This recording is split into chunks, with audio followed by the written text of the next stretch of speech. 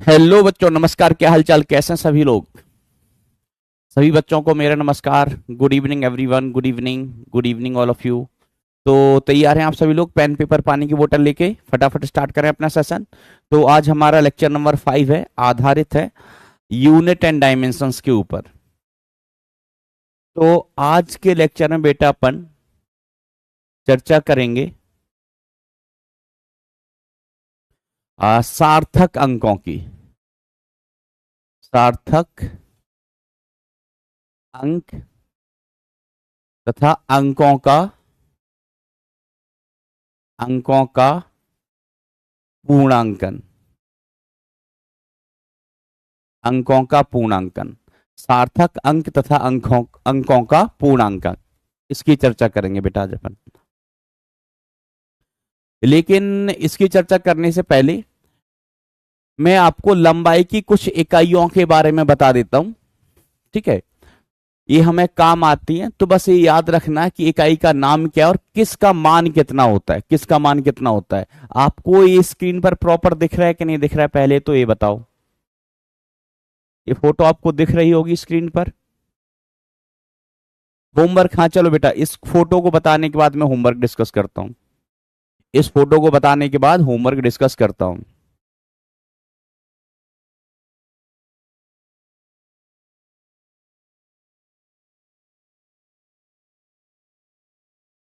अच्छा, ये नहीं दिख रहा है क्या क्लियर?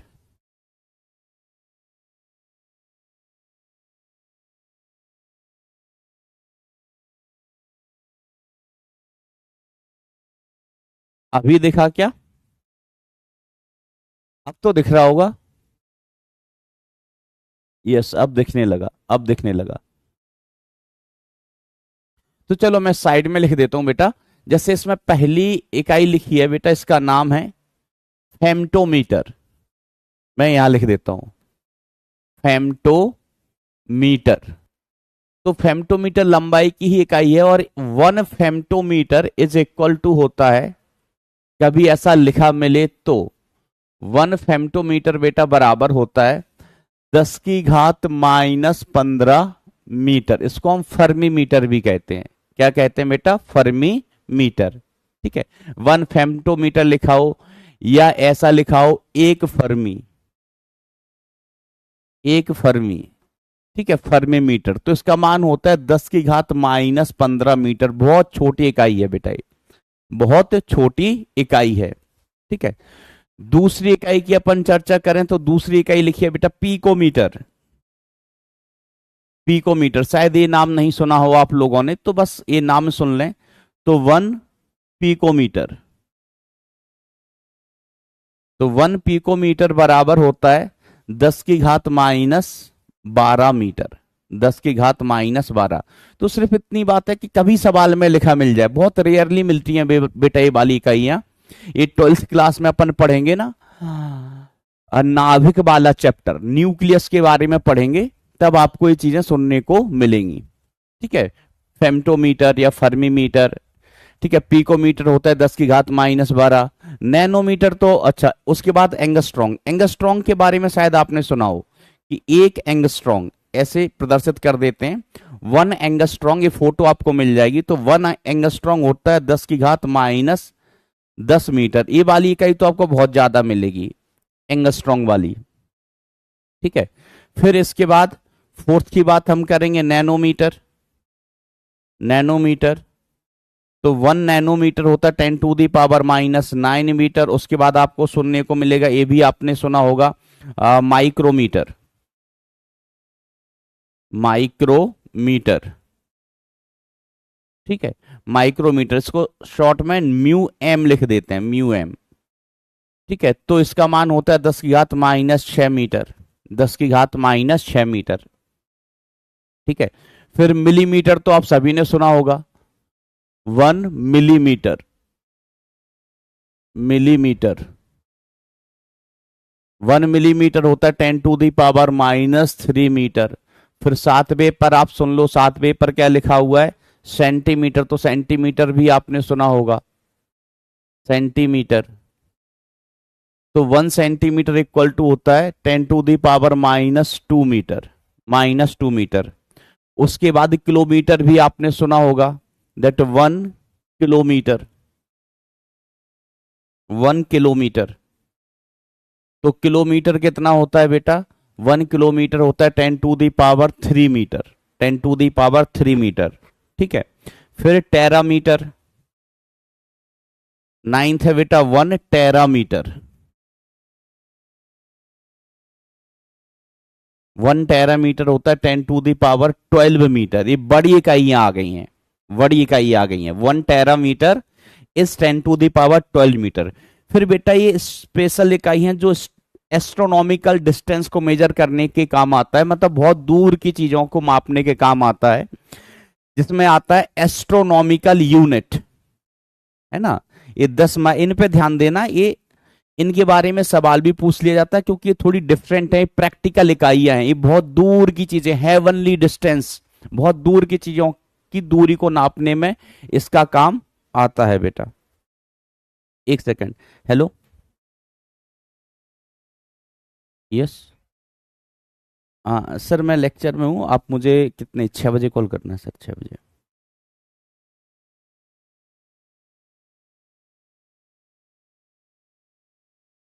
चलिए, 10वां, 10वां होता है बेटा astronomical unit, 1 astronomical,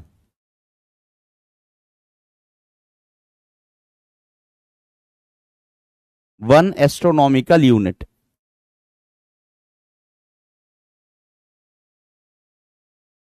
astronomical unit, ठीक है। जो एस्ट्रोनॉट्स होते हैं, एस्ट्रोनॉट, ठीक है, खगोलीय वैज्ञानिक, खगोलीय वैज्ञानिक जो बहुत दूर की चीजों की बात करते हैं कि उधर प्लूटो है, इधर मार्स है, नए नए तारे सितारे ये ढूंढते रहते हैं, एस्ट्रोनॉट्स। कौन होते हैं बेटा? एस्ट्रोनॉट। तो वो इन यूनिट का उपयोग करते हैं। तो 1 एस्ट्रोनॉमिकल यूनिट बराबर होता है 1.5, 1.5 इंटू 10⁻11 मीटर, 11 मीटर, ठीक है। फिर इसके बाद आता है अगला 11वें नंबर पर, जिसको अपन क्या कहते हैं? 1 लाइट ईयर, 1 LIG, ये सुना होगा आपने, 1 LIGHT, लाइट ईयर। तो 1 लाइट ईयर में ईयर आता है तो लगता है समय की इकाई है, जैसे दिन, घंटे, सेकंड, मिनट, दिन, घंटे, सप्ताह, महीना, साल, ये सब समय की इकाइयां हैं, समय की। लेकिन लाइट ईयर में ईयर लिखा है, उसके बावजूद ये इकाई किसकी है बेटा? याद रखना, ये इकाई है दूरी की, और ये होता है 9.46 इंटू 10⁻15 मीटर, ठीक है। 4.96 इंटू 10⁻15 मीटर। और 12वें नंबर पर आखिरी इकाई आई है अपनी 1 पारसेक, पैरालैक्टिक सेकेंड, 1 पारसेक। तो 1 पारसेक बराबर होता है 3.0, 3.083 इंटू 10⁻16 मीटर, इंटू 10⁻16 मीटर, ठीक है। ये तो ये लास्ट की 3 स्पेशल यूनिट्स हैं, इनका ध्यान रखना, इस पर सवाल आ जाते हैं। ये तो सबको पता होती हैं, ये तो सबको पता होती हैं, बड़ी कॉमन सी चीजें हैं। एक दिन मैंने आपको नहीं बताए थे प्रीफिक्स लगाना, उपसर्ग लगाना, है ना, जैसे गीगाबाइट, किलोबाइट, मेगाबाइट, उसी में मैंने मिली, माइक्रो, नैनो, टेरा, ये सब सिखाया था, ठीक है बच्चों। तो याद रखना। अब देखो इसमें से कौन सी बड़ी है कौन सी छोटी है ना। मान तो बहुत कम पूछते हैं, मान नहीं पूछते हैं आईआईटी में, रटी हुई चीजों को, रटने वाली चीजों को नहीं पूछते हैं आईआईटी में। अगर जैसे पूछेंगे तो भी पूछा गया था रिसेंट ईयर्स में कि इनका क्रम क्या होता है, कौन सी सबसे बड़ी होती है, कौन सी सबसे छोटी होती है। तो ABCD में अपन पढ़ते हैं ABCDEFGHIJKLMNOP। तो जिस क्रम में ABCD, जैसे इधर एस्ट्रोनॉमिकल यूनिट है, इसमें आ रहा है क्या बेटा? इसमें आ रहा है, इसमें आ रहा है A, इसमें A आ रहा है, इसमें एल आ रहा है और इसमें क्या आ रहा है, पी आ रहा है। ठीक है, तो हम कहें इन तीनों में सबसे छोटा कौन है, सबसे पहले कौन आता है, तो सबसे पहले ए आता है, फिर एल आता है, फिर पी आता है। ABCD अल्फाबेट जब अपन पढ़ते हैं तो सबसे पहले ए आता है, फिर एल आता है, तो फिर पी आता है। तो ऐसे याद रखो, सबसे छोटा ए, फिर एल, फिर सबसे बड़ा पी। तो एस्ट्रोनॉमिकल यूनिट बेटा सबसे छोटी होती है इनमें। फिर लाइट ईयर आता है। लाइट ईयर का मतलब होता है एक साल में प्रकाश कितना चलेगा, एक साल में प्रकाश कितना चलता है, वो लाइट ईयर हो गया। और फिर ये पी, पारसेक, पारसेक, पैरालैक्टिक सेकंड भी कहते हैं इसको, पैरालैक्टिक सेकंड। तो ये सबसे बड़ी इकाई होती है, सबसे बड़ी इकाई होती है। ठीक है, यह सबसे बड़ा पारसेक है। तो इसी क्रम में जेई में एक सवाल पूछा गया अभी रिसेंट ईयर में। वैसे जेई वाले रटने वाले सवाल कम पूछते हैं, लेकिन जेई मेंस का पेपर एनटीए बनाता है। कौन सा टीए, एनटीए। तो मेंस में कुछ भी पूछ लेते हैं कई बार। एनटीए पे कितना बवाल चल रहा है आप सभी ने सुना ही होगा, सुना है कि नहीं सुना है दोस्तों? घपला कर दिए नीट में। बताओ, बच्चे पढ़ाई लिखाई करके मेहनत करते हैं और तुम उसमें फ्रॉड कर दो, क्या बीतती होगी बच्चों पर? कहां गया क्वेश्चन? बच्चों पर क्या बीतती होगी, कहां गया? अभी तो सवाल था। हे प्रभु, हम सवाल लेके आए थे, स्पेशली ढूंढा था कि कहीं कोई सवाल पूछा गया हो इन पर। फिर इसके बाद अभी बेटा होमवर्क डिस्कस करते हैं अपन। मिल गया, मिली बाबा, उड़ी बाबा नहीं, मिली बाबा।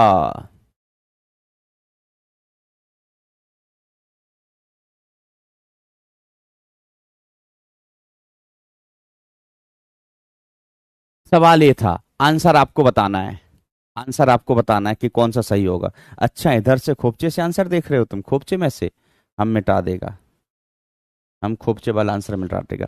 चलिए आंसर बताइए, 60 सेकंड का समय है।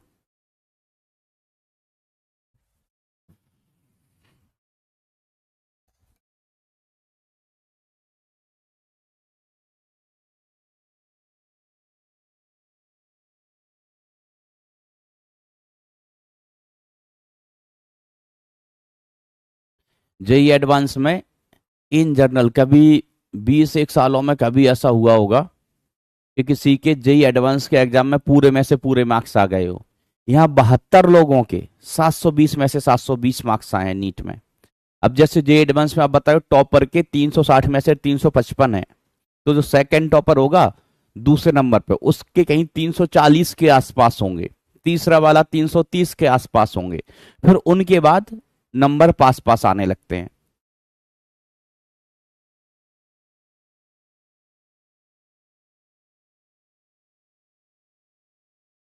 तो ये आईआईटी एडवांस की खूबसूरती है, ऐसा नहीं होता कि सभी लोग का पूरे में से पूरा नंबर आ गया।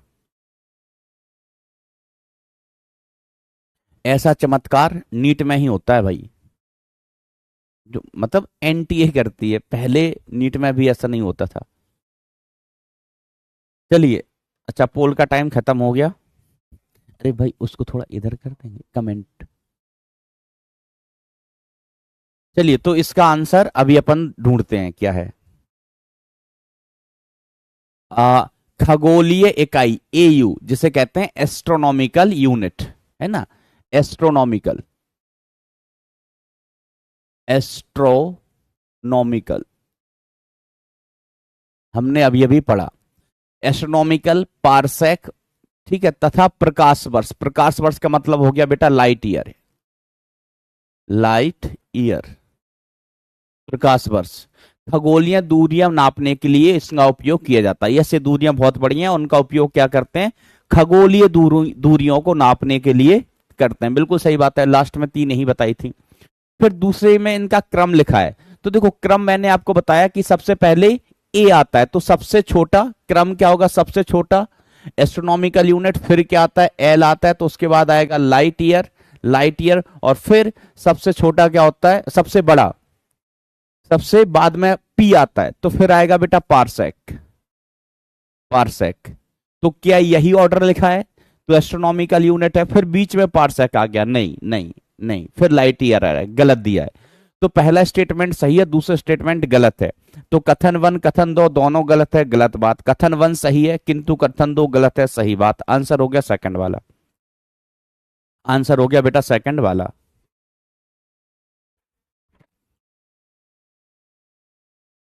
65% लोगों का सही है, सबसे जल्दी जवाब दिया है हर्ष वर्मा ने।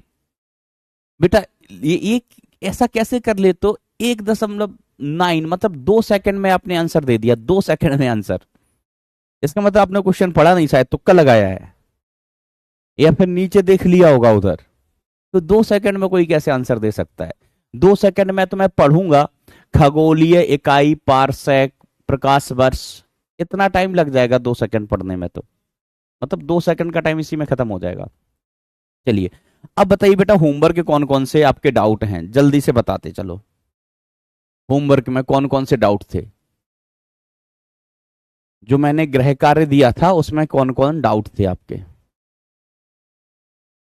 अपना फ्री फायर का नाम बताओ। मेरा क्रिमिनल है बेटा, शिवम पढ़ाई लिखाई कर लो, नहीं तो तुम्हारा अभी फ्री फायर पर नाम क्रिमिनल है, बाद में तुम्हें क्रिमिनल जैसी हरकतें करनी पड़ेंगी अपनी जिंदगी चलाने के लिए। यस, पावर ऑफ तुक्का। कौन कौन से होमवर्क बताने हैं? ये देखो मेरे दोस्त आ गए, सर सभी बता दो, सभी बता दो, पूछना ही व्यर्थ है कि कौन सा बताना है। चलिए पहला सवाल, पहला सवाल, ये तो मैंने हिंट दे ही दिया था आपको। तो पहले सवाल में कहा जाता है कि आवृत्ति, आवृत्ति उसकी, किसी पाइप की आवृत्ति उसकी लंबाई हवा के घनत्व तथा हवा के दाब पर निर्भर करती है। तो आवृत्ति एफ किस किस पर निर्भर कर रही? लंबाई पर, घनत्व पर और दाब पर, और दाब पर निर्भर करती। तो मान लीजिए लंबाई की घात x है, घनत्व की घात y है, और दाब की घात कितनी है बेटा? z है। अब आवृत्ति होता है 1 समय, आवृत्ति होता है बेटा 1 समय, तो इसकी जो विमाएं हो गई वो t की घात -1। ये मैं 2-3 बार बता चुका हूं बेटा। आवृत्ति 1 आवर्तकाल होता है, 1 आवर्तकाल, ठीक है ऐसे। अब यहां पर m नहीं है, l नहीं है, तो m की घात 0, l की घात 0 मान लीजिए, ठीक है। ये हमने समानुपाती का चिन्ह हटाया तो कुछ कुछ कांस्टेंट आ गया, कांस्टेंट कुछ ही मान लो, हमने शायद लैम्डा माना था तो लैम्डा मान लो, कुछ भी मान सकते हैं कांस्टेंट। l लंबाई है तो लंबाई का विमी सूत्र l, l की घात x, p घनत्व है, घनत्व का विमी सूत्र बेटा मैंने हिंट में भी लिखा था, m l की घात -3 बेटा मैंने हिंट में भी लिखा था ये। और p क्या है? दाब, दाब का विमी सूत्र होता है बेटा बल बटे क्षेत्रफल से हम निकालते हैं m l की घात -1, t की घात -2, ठीक है। मैंने यहां पर इनके अलग अलग सूत्र इसलिए नहीं लिखे क्योंकि मैंने हिंट में लिख दिया था बेटा सभी के सूत्र, ये लिख दिया। वैसे मैं घनत्व का, दाब का, सभी का विमी सूत्र बेटा क्लास में बता चुका हूं, ठीक है। चलिए अब ध्यान से देखना, नहीं तो तुम कमेंट में टाइम पास करोगे। तो इसको हम व्यवस्थित करते हैं। m की घात लिखता हूं बेटा मैं 0, m की घात 0, l की घात 0, t की घात -1 है। t की घात कितना है बेटा? -1। ध्यान से समझते चलना, होमवर्क है, जल्दी डिस्कस करेंगे क्योंकि अपन को और भी चीजें पढ़नी है। तो देखो इधर m नहीं है, इधर m है, m का घात y, और इधर m का घात कितना? z। तो m का घात y, m का घात z, ठीक है। चलिए फिर अपन देखें, तो इधर l को देखो, तो l का घात x, l का घात -3y, और इधर l का घात -z, l का घात -z है, ठीक है। l हो गया, ठीक है। अब t पर आ जाओ बेटा, t, इधर t है नहीं, इधर t की घात -2z है, सिर्फ t की घात -2z, ठीक है। अब इसको और व्यवस्थित करके लिखें तो m की घात 0, l की घात 0, t की घात -1, t की घात -1, ये हो गया लैम्डा। अब देखो m की घात कितना? m की घात हो गया बेटा, आधार समान है तो घातें जुड़ जाती हैं, y + z। यहां देखो l की घात कितना है? आधार समान है, l l तो घातें जुड़ जाएंगी, तो हो जाएगी x - 3y, सर ये तो आपने घटा दिया। हमने कहा हमने घटाया नहीं, जोड़ा है। एक्स में जोड़ा है माइनस का 3y, एक्स में जोड़ा है माइनस का 3y, तो बेसिकली ये x माइनस 3y हो गया। अब इधर क्या बचा है बेटा, t, तो t की घात -2z ही है, 2z। अब घातों की तुलना करने पर, घातों की तुलना, घातों की तुलना कीजिए दोनों साइड। इधर m की घात कितनी है 0, इधर m की घात है y प्लस जेड, तो y plus Z is equal to कितना हो गया 0। एक समीकरण, एक समीकरण। दूसरा समीकरण आपको क्या मिलेगा, l की घातों की तुलना करो तो इधर l की घात है x माइनस 3y, उधर l की घात कितनी है बेटा 0 है। तीसरा अपन तुलना करेंगे तो इधर t की घात कितना है -2z, -2z, और यहां पर t की घात कितना है -1 है। तो माइनस से माइनस उड़ी बाबा, माइनस से माइनस उड़ गया, तो यहां से z बराबर कितना आया 1/2 आया। z का मान 1/2 आ गया। z का मान समीकरण 1 में रख दो, तो y plus Z is equal to 0। तो y z का मान कितना आ गया 1/2 आ गया है, बराबर 0। तो y का मान कितना आ गया -1/2 आ गया। अब y का मान हम यहां रखेंगे, समीकरण 2 को उठा लो, तो x minus 3y is equal to 0 है। तो x माइनस 3 और y का मान कितना है बेटा -1/2 बराबर 0। तो ये x प्लस 3/2 बराबर 0 हो गया। तो x का मान कितना आ गया बेटा, x का मान -3/2 आ गया। x का मान कितना आया -3/2। तो अंततः इसकी घात हो गई -3/2। y का मान कितना आया -1/2, सॉरी -1/2, -1/2, और z का मान कितना आया है बेटा 1/2। एक बार आप चेक कर लेना, मैंने कहीं कोई कैलकुलेशन करने में प्लस माइनस ना कर दिया हो। वैसे कैलकुलेशन करनी आपको आती है, तो आवृत्ति है ये हो जाएगी कुछ लैम्डा टाइम्स l की घात 3/2, रो की घात -1/2, और p की घात कितना बेटा 1/2। मुझे उम्मीद है आपने भी अगर क्वेश्चन सॉल्व किए हैं, ट्राई की है, कोशिश की है, तो आपका आंसर यही आएगा, यही आएगा। और जो कोशिश करता है वही सीखता है, वही सिलेक्ट होता है। अगर मैं कोशिश नहीं करूंगा तो मैं नहीं सीखूंगा, आप कोशिश नहीं करोगे तो आप नहीं सीखोगे। एक बार बेटा कमेंट सेक्शन में आ जाओ, देखते चलना, मैंने कहीं कैलकुलेशन में कुछ ऐसे प्लस माइनस ना कर दिया, और तो सब बरोबर है।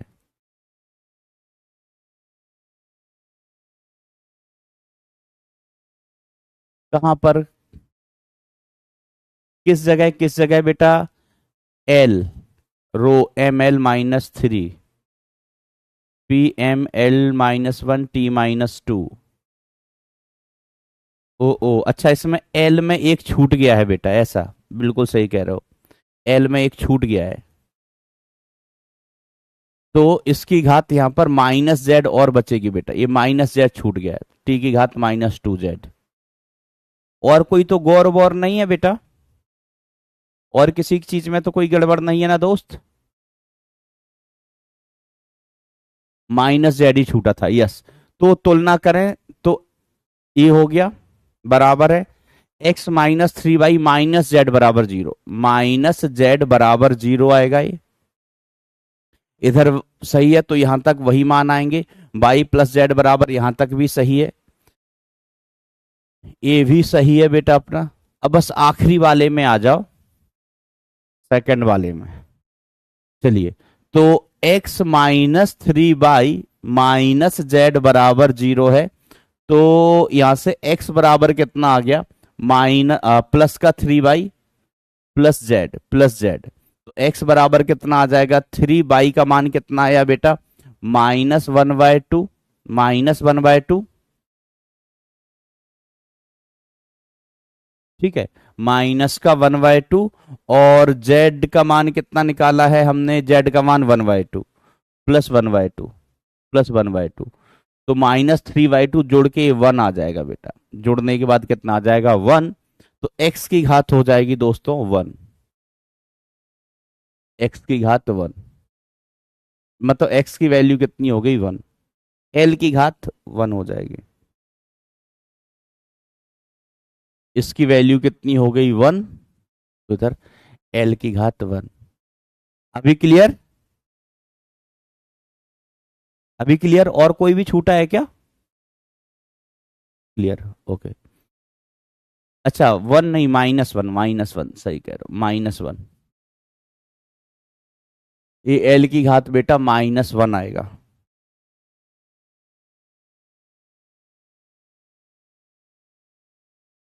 -1, ठीक है, छोटी मोटी कैलकुलेशन है। Okay okay, yes yes yes yes yes yes yes.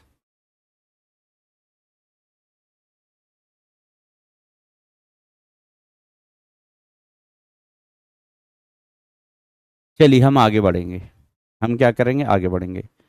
एक सेकंड, हेलो।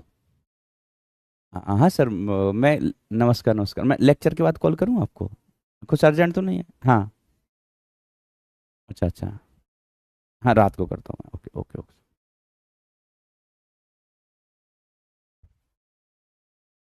चलिए दोस्तों, है ना, तो इस तरीके के ही सवाल होते हैं कर लेने का। होमवर्क नंबर 2 ये तो बता ही दिया था बेटा, फिर मैंने 7 × 10⁻⁻⁻⁻ -6 माइक्रोमीटर आएगा, ये तो हो ही गया था। अगला सवाल देखो बेटा, अगला सवाल ये वाला है, ध्यान से देखना।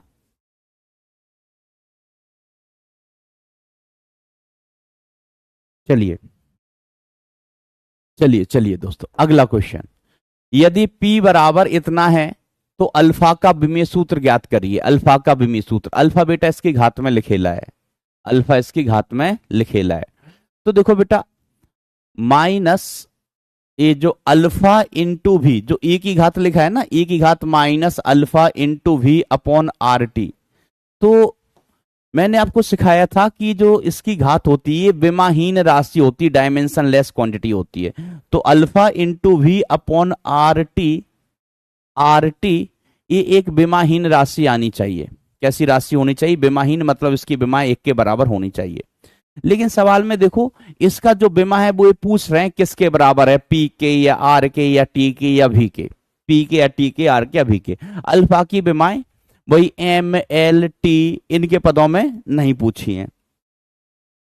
तो देखो बेटा, यहां से अपन क्या कर सकते हैं कि जो अल्फा है, अल्फा, अल्फा इंटू वी, इसकी जगह अपन क्या लिख सकते हैं, R into T, R into T, alpha into we.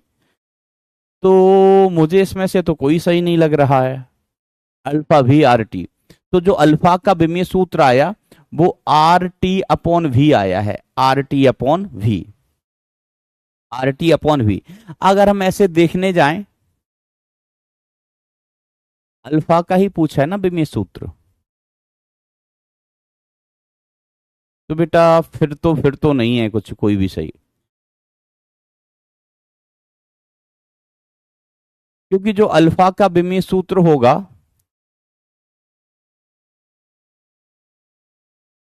Alpha का भी देखो, हम एक रिजल्ट जानते हैं कि PV is equal to N R T होता है। पीवी इक्वल टू क्या होता है बेटा, एन आर टी। तो आर टी अपॉन वी की जगह अपन क्या लिख सकते हैं, P is equal to N R T upon V लिख सकते हैं। ऐसे लिख सकते हैं बेटा, हम पी को इधर लेके गए, तो ये आर टी अपॉन वी, इसका विमीय सूत्र पी अपॉन एन के बराबर हो जाएगा, जहां पी दाब है और एन मोल है। एन क्या है बेटा, मोल। तो दाब अपॉन मोल कोई ऑप्शन होता तो सही हो जाता, इसमें से और कोई ऑप्शन ठीक नहीं है, ठीक है। तो क्वेश्चन में थोड़ा सा गड़बड़ था, ठीक है। हाँ, अगर बी का विमीय सूत्र पूछा जाता तो बी का विमीय सूत्र भी के बराबर आ जाता, यही तो अल्फा है अपना। तो ये अल्फा का विमीय सूत्र कितना आ जाता, P upon L, N, N क्या है बेटा, मोल। बी का विमीय सूत्र पूछा जाता तो ये वी के बराबर हो जाता, क्यों? क्योंकि हम वी आयतन में से वी को घटा रहे हैं। हम दो राशियों को तभी जोड़ या घटा सकते हैं जब उनकी विमाएं सही हो, जब उनकी विमाएं कैसी हो बेटा, बराबर हो। तो भी और वी, इनकी विमाएं बराबर होनी चाहिए थी, ठीक है। अब यहां पर बेटा मोल और आना चाहिए, तब ये क्वेश्चन करेक्ट होता। ये कब आता बेटा, यहाँ पी अपॉन मोल आता तब। क्लियर है? एक बार 0 1 खेल जाओ बेटा, किसी को कोई कंफ्यूजन हो तो बताना। कहीं या तो इसमें मिस्टेक है कुछ, या ऑप्शन में जो सवाल दिया है उसके अनुसार बेटा आंसर आएगा पी अपॉन एल, दाब अपॉन मोल। 0 1 खेल जाओ, इसलिए हो सकता है आप लोगों से ना हो पाया हो। ठीक है, तो ये अल्फा का आंसर होगा। और अगर बी की विमाएं पूछी जाती तो अब ए आंसर होता, ये वाला।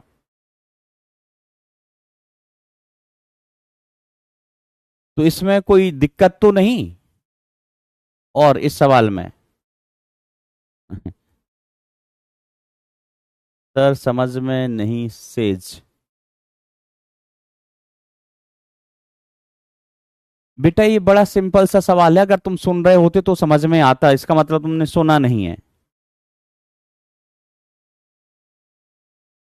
यस बेटा, इसको ऐसे लिख सकते हो मोहिनी, बिल्कुल सही, आप ऐसे लिख सकते हैं, इसको सही लिखा है आपने। पीवी इक्वल टू एनआरटी बेटा ये आदर्श गैस के लिए गैस समीकरण है, गैस समीकरण आपने फिजिक्स में पढ़ लिया होगा। फिजिक्स में आपने ऑलरेडी पढ़ ली, सॉरी केमिस्ट्री में शायद आपने सुन लिया होगा पीवी इक्वल टू एनआरटी। नहीं सुना है तो आगे आने वाले टाइम में आप केमिस्ट्री में सुनेंगे, और केमिस्ट्री में अगर नहीं भी सुनो बेटा तो हम इसको फिजिक्स में भी पढ़ते हैं। ठीक है, लेकिन फिजिक्स में अपन कब पढ़ेंगे, आखिरी आखिरी दूसरे महीने में, मतलब वही समझ लो हम नवंबर में पढ़ रहे होंगे PV equal to NRT, PV equal to NRT. ठीक है, अब इसमें क्या कंफ्यूजन बचा है, मैंने आपको बताया था अल्फा इंटू पी बटे आर टी एक विमाहीन राशि होनी चाहिए। कैसी राशि होती है, विमाहीन। तो अल्फा भी अपॉन आर टी को हमने एक के बराबर कर दिया। विमाहीन का मतलब हो जाता है बेटा एक, अगर आपने लेक्चर देखे हैं तो अल्फा भी बराबर आर टी, और अल्फा बराबर कितना आ गया, R T by V, alpha बराबर हो गया आर टी बाय वी। फिर ये वाला फॉर्मूला हम जानते हैं, वी नोज, ये वाला फॉर्मूला आप जानते हो, नहीं जानते हो तो आगे जानने लगोगे। आपने 10वीं क्लास में भी केमिस्ट्री में सुन लिया होगा PV equal to NRT. Yes बेटा, नोट्स जब आप घर पर रिवाइज किया करो ना तब बनाया करो, तो आपका रिवीजन हो जाएगा, उसका अच्छे से रिवीजन हो जाएगा। ठीक है, तो PV is equal to N R T होता है। तो यहां से P बराबर, हम इसको V को इसके बटे में ले गए तो एन आर टी बटे V हो गया। अब एन आर टी बटे V का मान कितना आ गया, P बटे N के बराबर। एन आर टी बटे V बराबर, एन आर टी बटे V बराबर कितना आया, P बटे N आया। और एन आर टी बटे V यही क्या है बेटा, यही अल्फा है। तो अल्फा का जो विमीय सूत्र आएगा, ये अल्फा को हम ऐसे लिख सकते हैं P अपॉन N, अल्फा को हम P बटे N लिख सकते हैं, जहां N होते हैं बेटा मोल्स की संख्या, मोल्स की संख्या। ठीक है, चलिए चलिए चलिए, नहीं सुना है तो मैंने आपको बता दिया, ये PV equal to N R T होता है बेटा। पी दाब होता है, वी आयतन होता है, एन मोल की संख्या होता है, आर गैस कांस्टेंट है, टी होता है ताप, टी होता है बेटा ताप। नहीं सुना है तो आगे सुन लोगे। वैसे हम इसका उपयोग कर चुके हैं सवालों में एक दो बार, एक दो बार हम सवालों में इसका उपयोग कर चुके हैं। चलिए अब आगे बढ़ते हैं।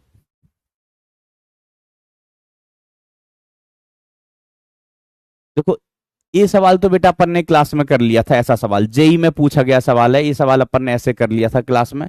मुझे लगता नहीं कराने की जरूरत है, चलो तब भी करा देता हूं। जैसे v बराबर, इसको मैं ऐसे लिख सकता हूं, v minus a t square minus v t minus b into t minus c बराबर 0, ऐसे लिख सकते हैं क्या? यस सर, बिल्कुल हम ऐसे लिख सकते हैं। तो अब देखो ये दोनों आपस में घट रहे हैं तो इनकी विमाएं बराबर होनी चाहिए, मतलब v की विमा a इंटू टी स्क्वायर के बराबर होना चाहिए।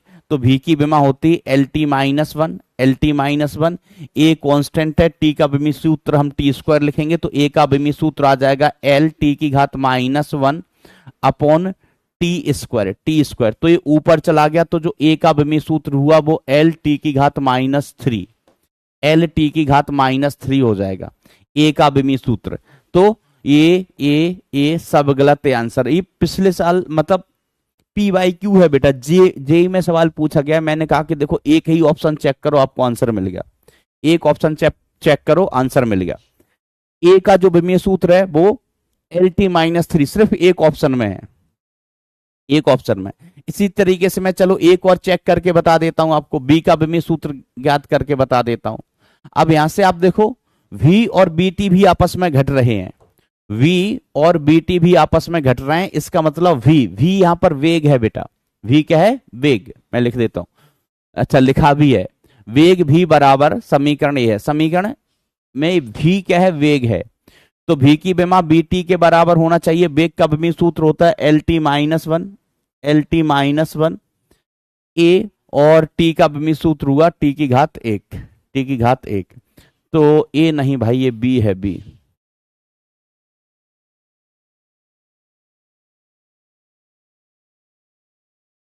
तो B हम यहां से लिख सकते हैं LT-1 अपॉन T का घात 1, T का घात 1, T का घात 1 ऊपर जाएगा तो माइनस का हो जाएगा बेटा। तो ये L और T की घात कितना आ जाएगा बेटा? -2 आ जाएगा। -1 पहले से है T की घात में, ये T की घात बटे में 1 है, ये ऊपर जाएगा तो T की घात -2 हो जाएगा। तो ये आंसर हो गया B का। ठीक है, तो ऑब्वियसली आंसर है। अब C के लिए आपको खेलना है, C के लिए आपको खुद से खेलना है। कहानी वही है कि आप देखो हम V में से C को घटा रहे हैं, V और C आपस में घट रहे हैं, तो V की विमा C के बराबर होना चाहिए। V का विमीय सूत्र आप जानते हैं LT-1 होता है, तो C का विमीय सूत्र भी क्या हो गया? LT-1 हो गया। मुझे उम्मीद है ये क्वेश्चन आप सभी को क्लियर होगा। जो ध्यान दे रहे हैं उनको क्लियर होगा, जो ध्यान नहीं दे रहे हैं या जिन्होंने पहले लेक्चर नहीं पढ़े हैं, नहीं देखे हैं, उनको क्लियर नहीं होगा दोस्तों। और तब तक नहीं होगा बेटा जब तक आप कम से कम इकाई और विमाओं के लेक्चर नहीं देखेंगे, है ना। मैंने आपको कहा था कि 10 जून तक आप अपना बैकलॉग क्लियर कर लेना। आज 10 जून है, अभी भी नहीं कर पाया है, कोई दिक्कत नहीं, 15 मतलब इस वीकेंड तक कर लेना, क्योंकि हम मंडे या ट्यूसडे से सरल रेखीय गति स्टार्ट कर देंगे। फिजिक्स का पहला मस्त वाला टॉपिक, ये भी फिजिक्स में ही है, फिजिक्स का पहला टॉपिक यही है, लेकिन फिजिक्स का पहला मस्त वाला टॉपिक जिसे हम कहते हैं फिजिक्स की बैकबोन, फिजिक्स की रीढ़ की हड्डी।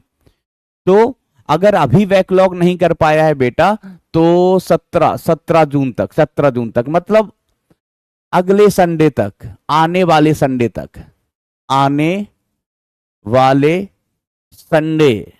तक बैकलॉग क्लियर कर लेना, नहीं तो बेटा फिर बाद में रोना ही आएगा, उसके अलावा कुछ नहीं हो सकता है। और आपको पता है दुनिया जालिम है, ये आंसू देना जानती है, आंसू पोंछना नहीं जानती।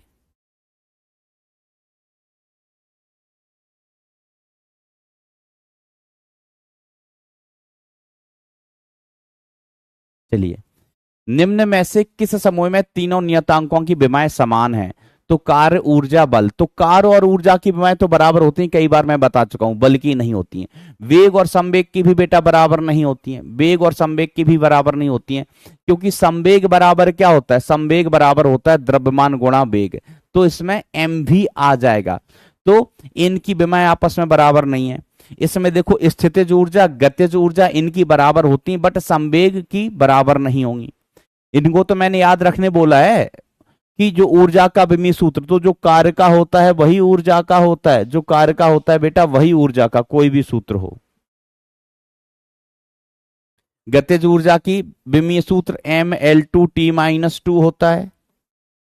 संवेग का विमीय सूत्र mL-T, mL-T। देखो यहीं से देख लो, संवेग क्या है? द्रव्यमान गुणा वेग, तो द्रव्यमान का विमीय सूत्र कितना? m, और वेग का कितना होता है? LT-1, LT-1। तो ये संवेग का विमीय सूत्र हो गया। अगर किसी को आवेग नहीं पता है तो आवेग का विमीय सूत्र, आवेग का सूत्र होता है बल गुणा समय, बल गुणा समय अंतराल। तो बल का विमीय सूत्र होता है mL-T-2, mL-T-2। ये समय में परिवर्तन समय ही रहेगा। समय से हम समय को घटाएंगे तो समय आएगा, समय में हम समय को जोड़ेंगे तो भी समय आएगा। जैसे 2 घंटे + 4 घंटे = 6 घंटे। 6 घंटे माइनस 2 घंटे बराबर 4 घंटे। समय को जोड़ो घटाओ तो समय ही आएगा। तो इसका भी सूत्र हो गया एम एल टी की घात -1। ठीक है। दाब का भी सूत्र क्या हो जाएगा? तो दाब बराबर क्या होता है? बल बटे क्षेत्रफल। बल बटे क्षेत्रफल, ये सूत्र याद रखना बेटा। प्रतिबल भी हम आगे पढ़ेंगे बेटा। आपका फिजिक्स का जो 11वां अध्याय है, 11वां अध्याय, उसमें हम प्रतिबल पढ़ेंगे। और प्रतिबल होता है ये भी बेटा बल बटे क्षेत्रफल ही होता है। प्रतिबल भी क्या होता है बेटा? बल बटे क्षेत्रफल। ठीक है। और प्रत्यास्थता गुणांक, प्रत्यास्थता गुणांक बराबर, प्रत्यास्थता गुणांक हम इसको ई से प्रदर्शित कर देते हैं और ये होता है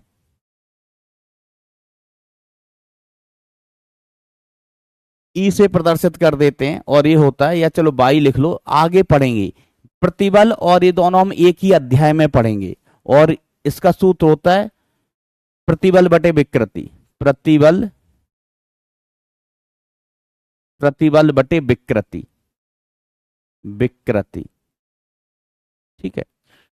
तो प्रतिबल होता है फोर्स अपॉन एरिया, विकृति होती है डेल्टा एल बटे एल, डेल्टा एल बटे एल। तो आप यहां से देखेंगे इधर एफ अपॉन एरिया बचा और विकृति का विमी सूत्र एल बटे एल। लंबाई में परिवर्तन बटे लंबाई, लंबाई में परिवर्तन भी लंबाई आएगा, लंबाई तो लंबाई है ही, तो एल से एल गया तो ये कितना हो गया? एफ अपॉन ए हो गया, एफ अपॉन ए। तो बेटा चाहे दाब हो या प्रतिबल हो या प्रत्यास्था गुणांक है, ये सभी एफ अपॉन ए ही आएगा, सभी एफ अपॉन ए आएगा। तो सभी का विमी सूत्र बेटा सेम होगा, सभी का विमी सूत्र सेम होगा, ये आंसर होगा। अब देखो मैं फिर से रिपीट करूंगा, मैं कई बार कह चुका हूं, जैसे हो सकता है आपने प्रतिबल नहीं सुना है, कोई बात नहीं, अभी के लिए बस देख लो और भूल जाना। प्रत्यास्था गुणांक नहीं पढ़ा है तो कोई बात नहीं बेटा, अभी के लिए देख लो कि बस ये हो गया और इसके बाद भूल जाना। जब आप ये वाला प्रत्यास्थता वाला अध्याय पढ़ लोगे, ये हम कहें जब आप पूरी फिजिक्स पढ़ लोगे तो आपको सभी सूत्र पता होंगे। जैसे मुझे पता है, मुझे कैसे पता चला? मुझे सपना आया था क्या? नहीं, मुझे किसी ने सपने में नहीं बताया कि ऐसा होता है। अभी मैंने 11वीं की भी फिजिक्स पढ़ ली एक बार और एक बार 12वीं की भी पढ़ ली है, तो अब सभी राशियों के बारे में मुझे पता है। तो ऐसे ही बेटा जब आप 11वीं 12वीं दोनों कक्षाएं पढ़ चुके होंगे तो जितनी भी राशियां होती हैं सबके बारे में आपको पता चल जाएगा, आपके सिलेबस से संबंधित। तो बहुत सी राशियां ऐसी आपको मिल सकती हैं रास्ते में कि सर ये क्या होता है हमने देखा ही नहीं है, ये क्या होता है हमने देखा ही नहीं है। हमने कहा कोई बात नहीं बेटा, नहीं देखा, बाद में आप देख लोगे।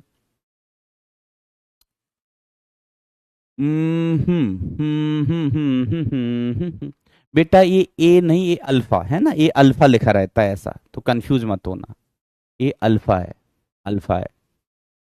ये सवाल तो बेटा मैं क्लास में करवा चुका हूं, ये सवाल done in class, done in class मुझे याद है। कितने लोगों को पता है मैंने क्लास में सवाल कराया है? मुझे तो पता है मैंने कराया है, आप में से कितने लोगों को पता है कि क्लास में कराया कि नहीं कराया? जिनको पता है क्लास में कराया एक बार थम्स अप खेलो। कितने लोगों को पता है क्लास में कराया, और कितने को नहीं पता है वो थम्स डाउन भेजना। ये सवाल मैंने क्लास में कराया है।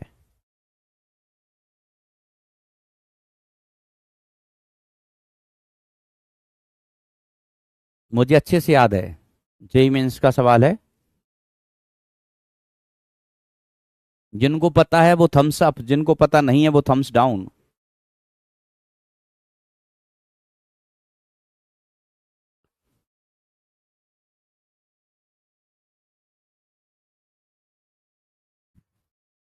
तो बेटा एक बार जिनको नहीं पता है क्लास में कराया नहीं कराया, तो वो इकाई और विनिमय वाला अध्याय निकालना, अपनी कॉपी पलटना, कॉपी में आपको लिखा मिल जाएगा। इस बहाने रिवाइज भी हो जाएगी चीजें, इस बहाने एक बार रिवीजन भी हो जाएगा।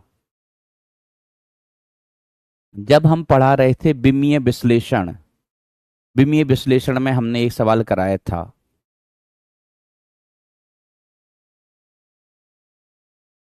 80% बच्चों को पता है, वेरी गुड बेटा वेरी गुड। 20% बच्चे प्लीज कॉपी पलटना घर पे जाके, फिर भी नहीं आए तो फिर पूछ लेना अगले टर्न पर। ए भी क्लास में करवा दिया मैंने, ए भी क्लास में करवाया है। इसके बारे में कितने लोगों को पता है? पता होना ही चाहिए भाई। ए भी डन इन क्लास, क्लास में करवा दिया बेटा, done in class, done in class. चलो फिर भी पूछना है, क्लास में हो गया, फिर भी पूछना है। अरे बोलवा शुरू नहीं किए थे। फिर भी पूछना है तो कमेंट में 5 लिखना। क्लास में बेटा हमने करा दिया है, फिर भी पूछना है तो कमेंट में 5 लिखना। देखो अभी लिख ही देंगे, भर भर के लोग 5 लिखेंगे, क्योंकि जब हम क्लास में करवा रहे थे सवाल तब तुम पबजी खेल रहे थे, पबजी। यस बेटा हो गया, हो गया। ये वाला आंसर आया था।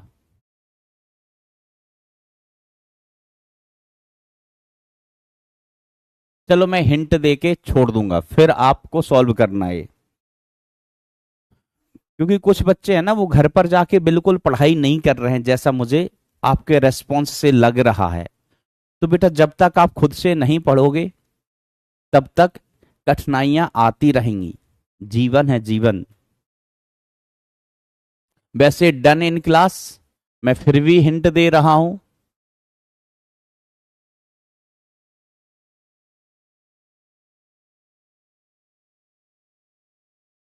अरे है, कौन सा पोल आ गया था? पगलू पोल आ गया था, पगलू पोल। चलिए, है ना, पगलू पोल आ गया था वो। चलिए संवेग, तो देखो किसको मूल इकाई माना जाए? टी को मूल इकाई माना जाए तो ऊर्जा, तो ऊर्जा जिसे हम एनर्जी कहते हैं, क्या कहते हैं? एनर्जी। ये किस किस पे निर्भर कर रहा है? संवेग पर, क्षेत्रफल पर, समय पर।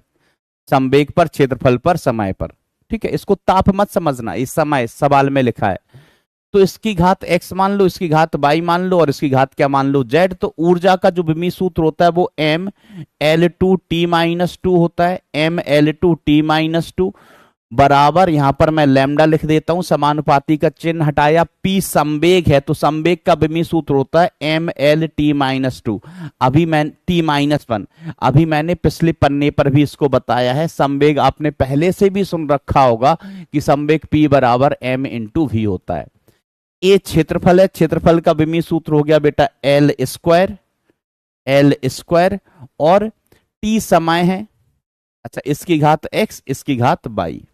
क्षेत्रफल का विमीय सूत्र L², लंबाई गुणा चौड़ाई, लंबाई गुणा चौड़ाई। T क्या है बेटा? T समय है, T समय है।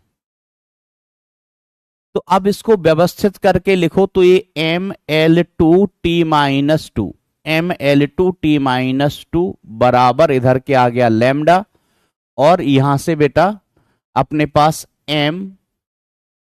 m की घात x ही है। l देखो बेटा यहां पर भी है, यहां पर भी है, तो l की घात कितनी हो गई? इधर से x आया, इधर से 2y आया, 2y। और यहां t, तो t की घात बेटा इधर से देखो, देखेंगे तो -x आया, +z आया। कोई चीज छूट तो नहीं गई है? x, l की घात इधर से x, इधर से 2y, इधर से t की घात -x, और इधर की z। बिल्कुल बिल्कुल कोई चीज नहीं छूटी है। अब बेटा बस घातों की तुलना कर लेना। इधर m की घात देखो कितना है? 1 है, तो m की घातों की तुलना करेंगे तो x बराबर कितना आ गया? 1 आ गया। l की घातों की तुलना करो तो x2 + 2π बराबर कितना आया है? 2 आया है। और t की घातों की तुलना करो तो -x + z बराबर कितना आया बेटा? -2। घातों की तुलना m की m से, m की m से, l की l से, l की l से, t की t से, t की t से। चलिए, तो हमें x का मान तो पहले ही मिल गया, x बराबर कितना आ गया? 1 आ गया। अब चलो, x + 2y बराबर कितना आहे? 2 आहे, 2 आहे। x का मान कितना है? 1। तो 1 + 2y इज इक्वल टू कितना आया? 2। तो 2y इज इक्वल टू कितना आया? 1। तो y की वैल्यू कितनी आ गई? 1/2, y की वैल्यू 1/2 आ गई। ठीक है, और यहां से अपन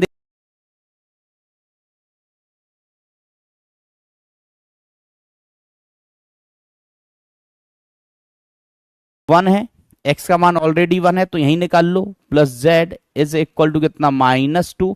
इसको इधर ले जाओ तो +1, जेड का वैल्यू कितना बचेगा, जेड इज इक्वल टू बेटा -1 आ गया, -1 आ गया।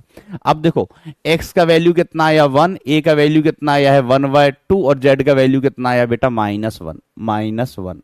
ठीक है, पूरा करवा दिया। पी की घात 1, पी की घात 1 के, ए की घात 1/2 1/2, टी की घात -1 -1। चलो पूरा करवा दिया बेटा, मैंने पूरा करवा दिया। Okay, good, great. अब देखो इसके अलावा मैंने और होमवर्क दिए हुए कुछ, ठीक है, तो इनको बेटा 3 होमवर्क और हैं, इनको बेटा एक बार और ट्राई करना, ये फिर से होमवर्क है आपका। हम नेक्स्ट टर्न पर फिर से डिस्कस करेंगे, फिर से इसको डिस्कस करेंगे। ये आज समझ लो आज का नया होमवर्क है, कोशिश करना। ये होमवर्क नंबर 1 है, क्योंकि अब हम आगे पढ़ लेना बेटा थोड़ा सा, कि हो सकता है कि आज जो होमवर्क बताए हैं उससे कोई चीज आप सीखे हो तो कर लो। ये होमवर्क नंबर 2 है, अगर ये कर लिए तो अच्छी बात, नहीं आए तो फिर बेटा हम इसको नेक्स्ट टर्न पर फिर से सिखाएंगे, नेक्स्ट टर्न पर बेटा हम इनको फिर से सिखाएंगे। ठीक है, ये होमवर्क नंबर, वैसे नंबर नहीं लिखा था, ये होमवर्क नंबर 3 है। कोशिश करना, मैंने हिंट में सूत्र भी लिखे हुए हैं, सूत्र लिखे हुए हैं, किसका सूत्र क्या होता है। दाब प्रवणता, ये है दाबांतर, इसकी विमाएं दाब के ही बराबर होंगी और इसकी विमाएं लंबाई के बराबर होंगी। ठीक है, एक बार ट्राई और करना, कर लो तो अच्छी बात है, नहीं तो हम अगले टर्न पर बताएंगे। Question number 4, homework number 4। अब बेटा इस टाइप के सवाल मैंने बहुत कराए हैं और पूछे भी जाते हैं, पूछे भी जाते हैं, तो ये वाला प्लीज प्लीज इसको 100% ट्राई करना, प्लीज ट्राई करना इसको, और आंसर तक पहुंचना है।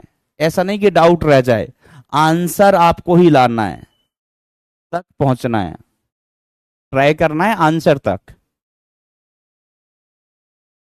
तो मुझे उम्मीद है कि ट्राई करोगे आप, और बहुत सवाल करवा दिए, ठीक है, इस तरीके के। ठीक है, बस आपको क्या बताना है, ए बी सी के मान बताना है, तो वही तरीका सॉल्व करने का, जैसे अभी अपन ने पिछला जेई मेंस का सवाल किया था।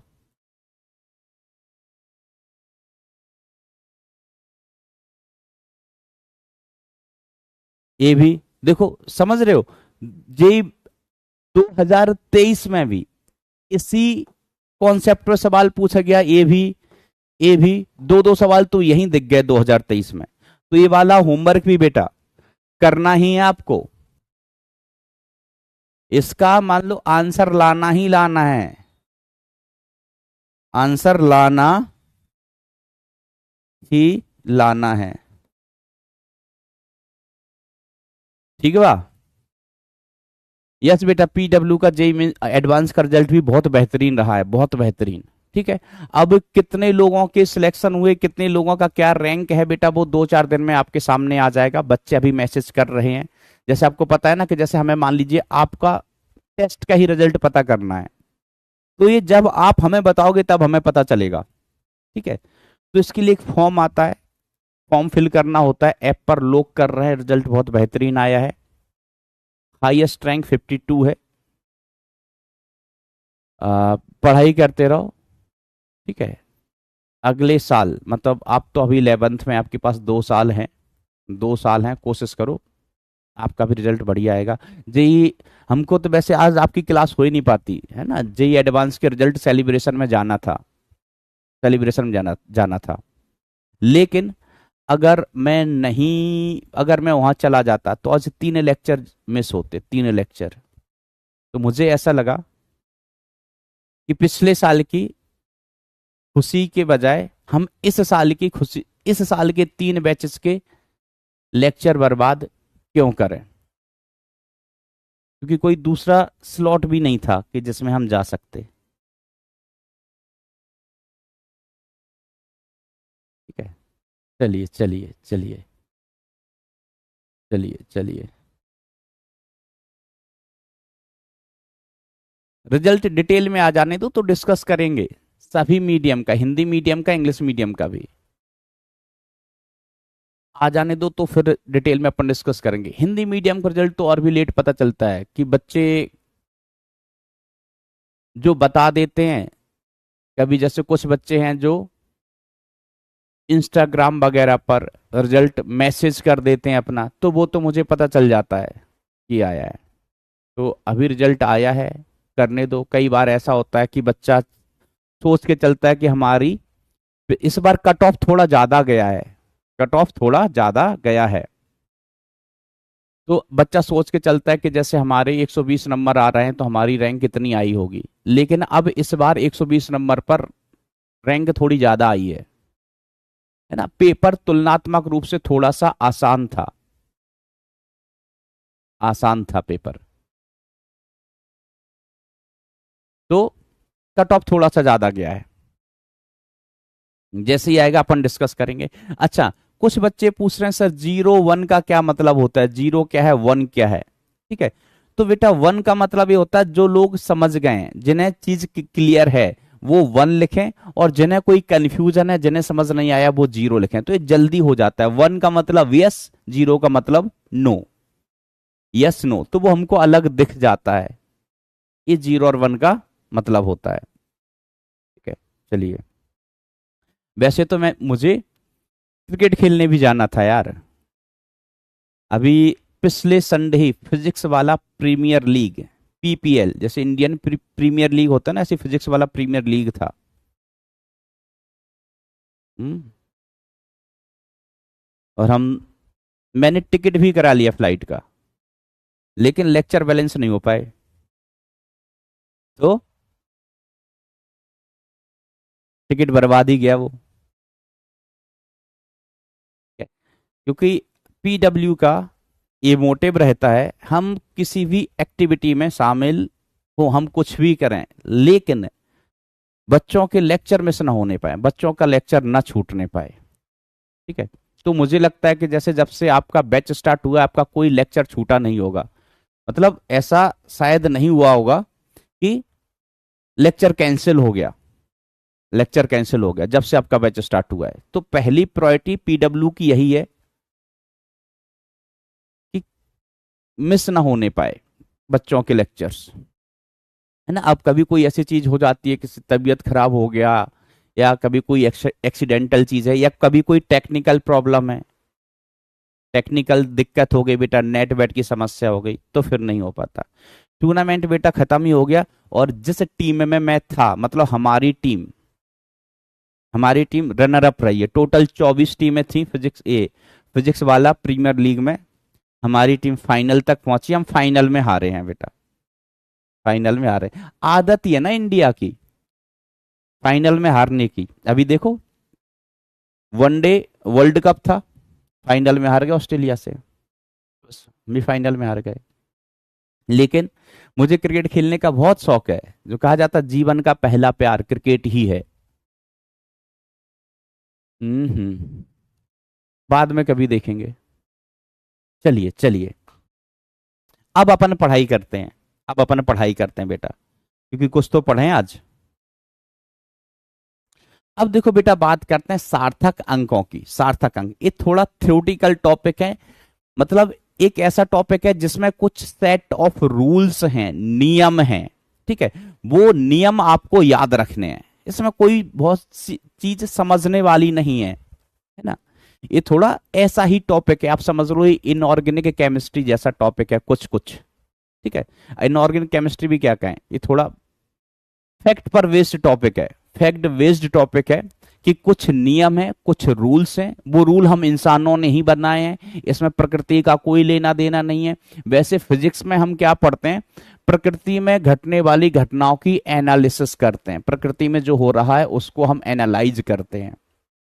ठीक है, लेकिन इन रूल्स का प्रकृति से नहीं, इंसानों से ही लेना देना है। ये नियम इंसानों ने बनाए हैं, और हमें इन नियम को याद रखना है, तो हम आंसर तक पहुंच जाएंगे। तो थोड़ा ही समझने वाला कम, समझने वाला कम, रटने वाला टॉपिक ज्यादा है। ठीक है, तो रूल्स को तो समझना ही पड़ेगा, रूल्स आप याद रख लेंगे, लेकिन उनको समझेंगे भी रूल्स को। सार्थक अंक, जिसे दुष्ट अंग्रेजों की भाषा में कहते हैं सिग्निफिकेंट फिगर्स, सिग्निफिकेंट फिगर्स, सार्थक अंक। ये क्या होते हैं अभी अपन समझते हैं। क्या होते हैं उससे ज्यादा महत्वपूर्ण चीज है इनको हम कैसे ज्ञात करते हैं वो नियम।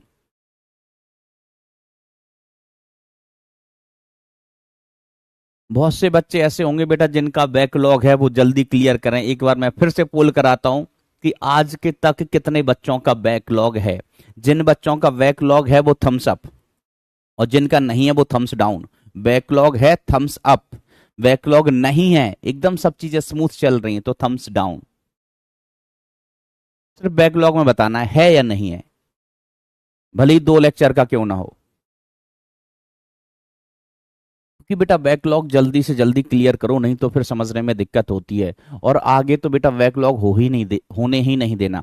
ऑनलाइन बेटा सबसे बड़ी चीज यही है कि अगर आप बैकलॉग नहीं होने दोगे तो फिर बेटा सिलेक्ट आप हो जाओगे। क्योंकि ऑनलाइन लेक्चर्स में हम ऑफलाइन लेक्चर की तुलना में ज्यादा पढ़ा, मतलब हमें ऐसा लगता है, मतलब ये मैं पर्सनली फील करता हूँ, ये मेरा पर्सनल एनालिसिस है कि जब आज से 4 साल पहले मैं ऑफलाइन लेक्चर लिया करता था और आज ऑनलाइन, तो हम ऑनलाइन में ज्यादा चीजें बता पाते हैं बच्चों को, ज्यादा क्वेश्चंस करा पाते हैं। किसमें? ऑनलाइन में।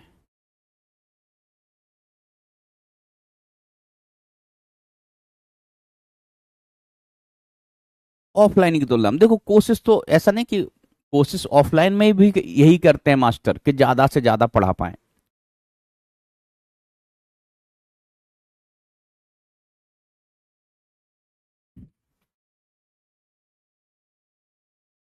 46% बच्चे ऐसे हैं जिनका बैकलॉग है, मतलब ये 46% बच्चों को समझने में दिक्कत आ रही होगी, समझने में दिक्कत आएगी, लेकिन तब भी बेटा कोशिश करें।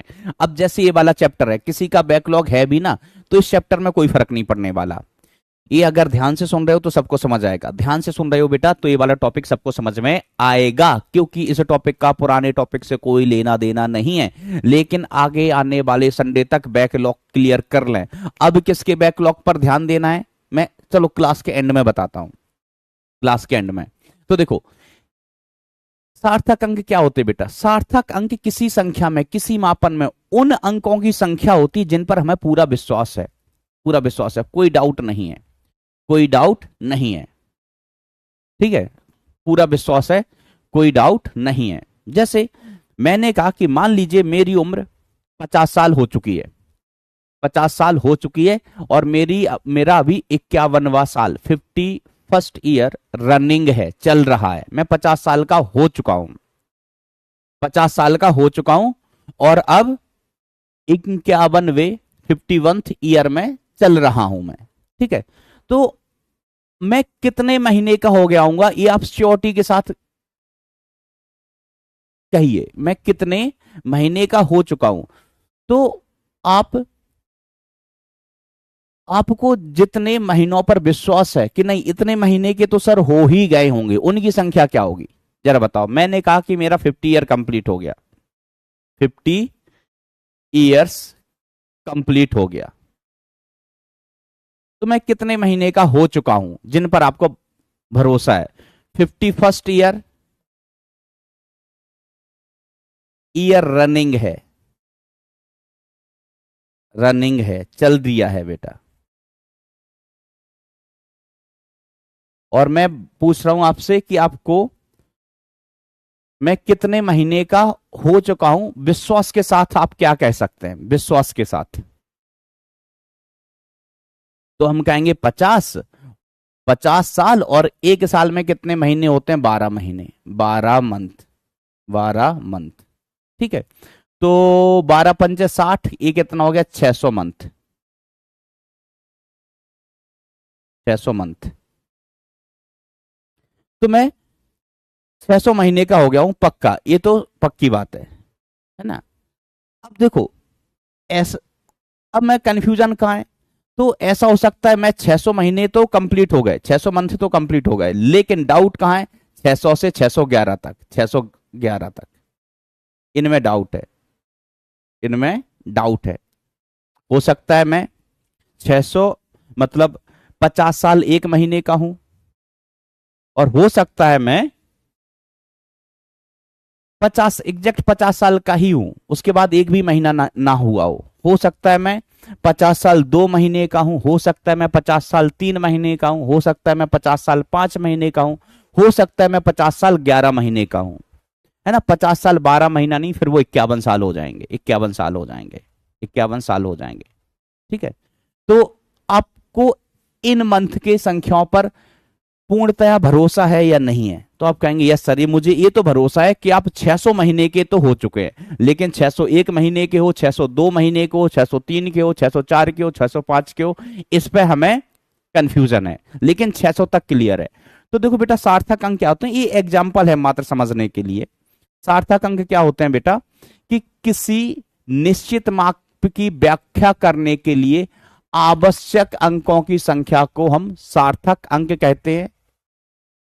और किसी भौतिक राशि के मापन में सार्थक संख्या उन अंकों की संख्या बताती है जिन पर हमें विश्वास होता है, जिन पर हमें कोई कंफ्यूजन नहीं है, जिन पर हमें भरोसा है। जैसे कहा, मैं मेरी उम्र का मापन कर रहा हूं और मैंने आपको बता दिया कि मैं 50 साल का हो चुका हूं, इसका मतलब मैं 600 महीने का हो चुका हूं, इस पर मुझे कोई कंफ्यूजन, कोई संशय, कोई डाउट नहीं है।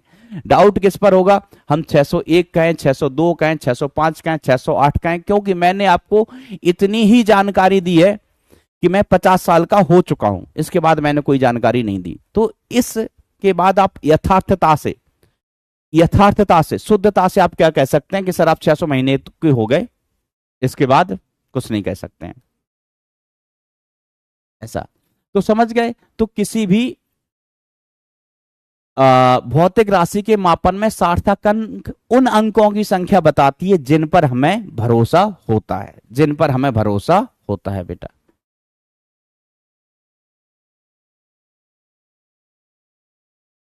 जैसे मान लीजिए हम स्केल से किसी चीज की लंबाई माप रहे हैं, उदाहरण के लिए जैसे यहां लिखा है 0 1 2 3 4 5 6। अब हमने लंबाई नापी, ये अपनी स्केल है और हम इस रॉड की लंबाई नाप रहे थे, रॉड की लंबाई। ठीक है, तो आप बताइए आपको कितने अंकों तक बिल्कुल भरोसा है? तो हम कहेंगे यहां पर हमें 5 तक तो पूरा भरोसा है कि इसकी लंबाई 5 से ज्यादा है। अब इसके बाद हमें भरोसा नहीं है कि 5.1 है, कि 5.2 है, 5.3 है, 5.4 है, 5.5 है, 5.6 है, इन पर हमें इधर भरोसा नहीं है। लेकिन इस अंक तक हमें पूरा भरोसा है, पूरा विश्वास है कि इसकी लंबाई 5 से ज्यादा है, 5-6 के बीच में, तो 5.1 भी हो सके, 5.2 भी, 5.3 भी, मतलब हमें इनके बीच में भरोसा नहीं है। तो सार्थक अंक क्या होते हैं बेटा? उन अंकों की संख्या होती है जिस पर हमें भरोसा होता है, भरोसा। चलिए, जैसे मुझे आप पर भरोसा है कि आप अच्छे से पढ़ाई करते हैं। अब देखो बेटा, किसी भी मापन में जितने अधिक सार्थक अंक होंगे उनकी यथार्थता, उनकी सत्यता भी उतनी ही अधिक होगी। ठीक है, किसी मापन में सार्थक अंक ज्यादा होंगे, ऐसे अंक ज्यादा होंगे जिन पर हमें भरोसा है, तो बेटा शुद्धता भी उतनी ही ज्यादा होगी, वो उतना ही मान शुद्ध होगा। यस ऑब्वियसली बेटा, कि वो अंक जिन पर हमें विश्वास है वो ज्यादा होंगे, तो बेटा ऑब्वियसली उनकी शुद्धता, उनकी यथार्थता ज्यादा होगी। ठीक है, चलिए। और उसका उल्टा भी कथन सत्य है कि अगर किसी मापन में सार्थक अंक कम है, मतलब ऐसे अंक कम है जिन पर हमें भरोसा है, तो मापन की शुद्धता भी कम होगी, शुद्धता भी कम होगी। तो इस पर बहुत ज्यादा समय बर्बाद नहीं करते हैं अपन। अब अपन पढ़ते हैं नियम। तो ऊपर एक नियम होगा, फिर उदाहरण, फिर नियम होगा, उदाहरण, नियम होगा, उदाहरण, और आप ध्यान से समझते चलना। पहला सवाल है ना, कमेंट में टाइम बर्बाद बिल्कुल नहीं। सभी अशून्य अंक सार्थक अंक होते हैं, दुनिया में जितने भी अशून्य अंक हैं वो सभी सार्थक होंगे। ठीक है, लफड़ा कौन क्रिएट करता है बेटा? लफड़ा कौन क्रिएट करता है? शून्य। अशून्य है, सार्थक में गिना ही जाएगा। ठीक है, लफड़ा क्रिएट करता है शून्य। तो सभी अशून्य अंक सार्थक अंक हैं, तो इसमें कोई अशून्य नहीं, हमें कोई दिक्कत नहीं है। जैसे एग्जांपल है 1985, तो इसमें कितने अंक हैं? 1 2 3 4, तो चारों के 4 अंक सार्थक हैं, चारों के 4 अंक सार्थक हैं, इसमें हमें कोई दिक्कत नहीं होगी। एक एक करके सब नियम समझते जाओ और 0-1 खेलते जाओ। ठीक है, अभी मैं यहां पोल करा लूंगा तो आधे बच्चों को अभी ये भी समझ में नहीं आई होगी बात। कि सभी अशून्य अंक, अशून्य मतलब 1 2 3 4 5 6 7 8 9, ये सभी अशून्य अंक कैसे होंगे बेटा? सार्थक अंक होंगे। तो जिनको ये नियम क्लियर है, जिनको ये नियम क्लियर है वो थम्स अप, नहीं है तो थम्स डाउन, नहीं है तो थम्स डाउन। सिंपल सी बात है कि जितने भी अशून्य अंक होंगे, अशून्य मतलब जो शून्य ना हो, वो सभी सार्थक अंक में गिने जाएंगे, वो सभी सार्थक अंक में गिने जाएंगे। तो ये नियम कितने लोगों को क्लियर है? पहला वाला नियम। ऐसे ही करके कुछ नियम है, ये समझते चलना और ध्यान से सुनते चलना।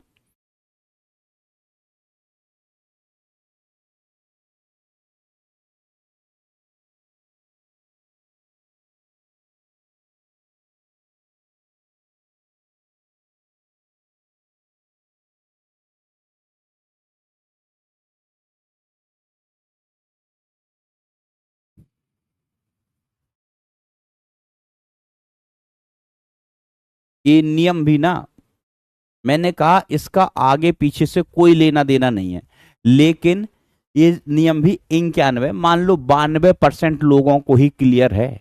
इसका मतलब हुआ जो 8% लोग हैं उनको हिंदी समझ नहीं आती, उन लोगों को हिंदी समझ में नहीं आती है शायद 8% लोगों को। क्योंकि बिल्कुल सिंपल सी लाइन लिखी है कि सभी अशून्य अंक सार्थक अंक होते हैं।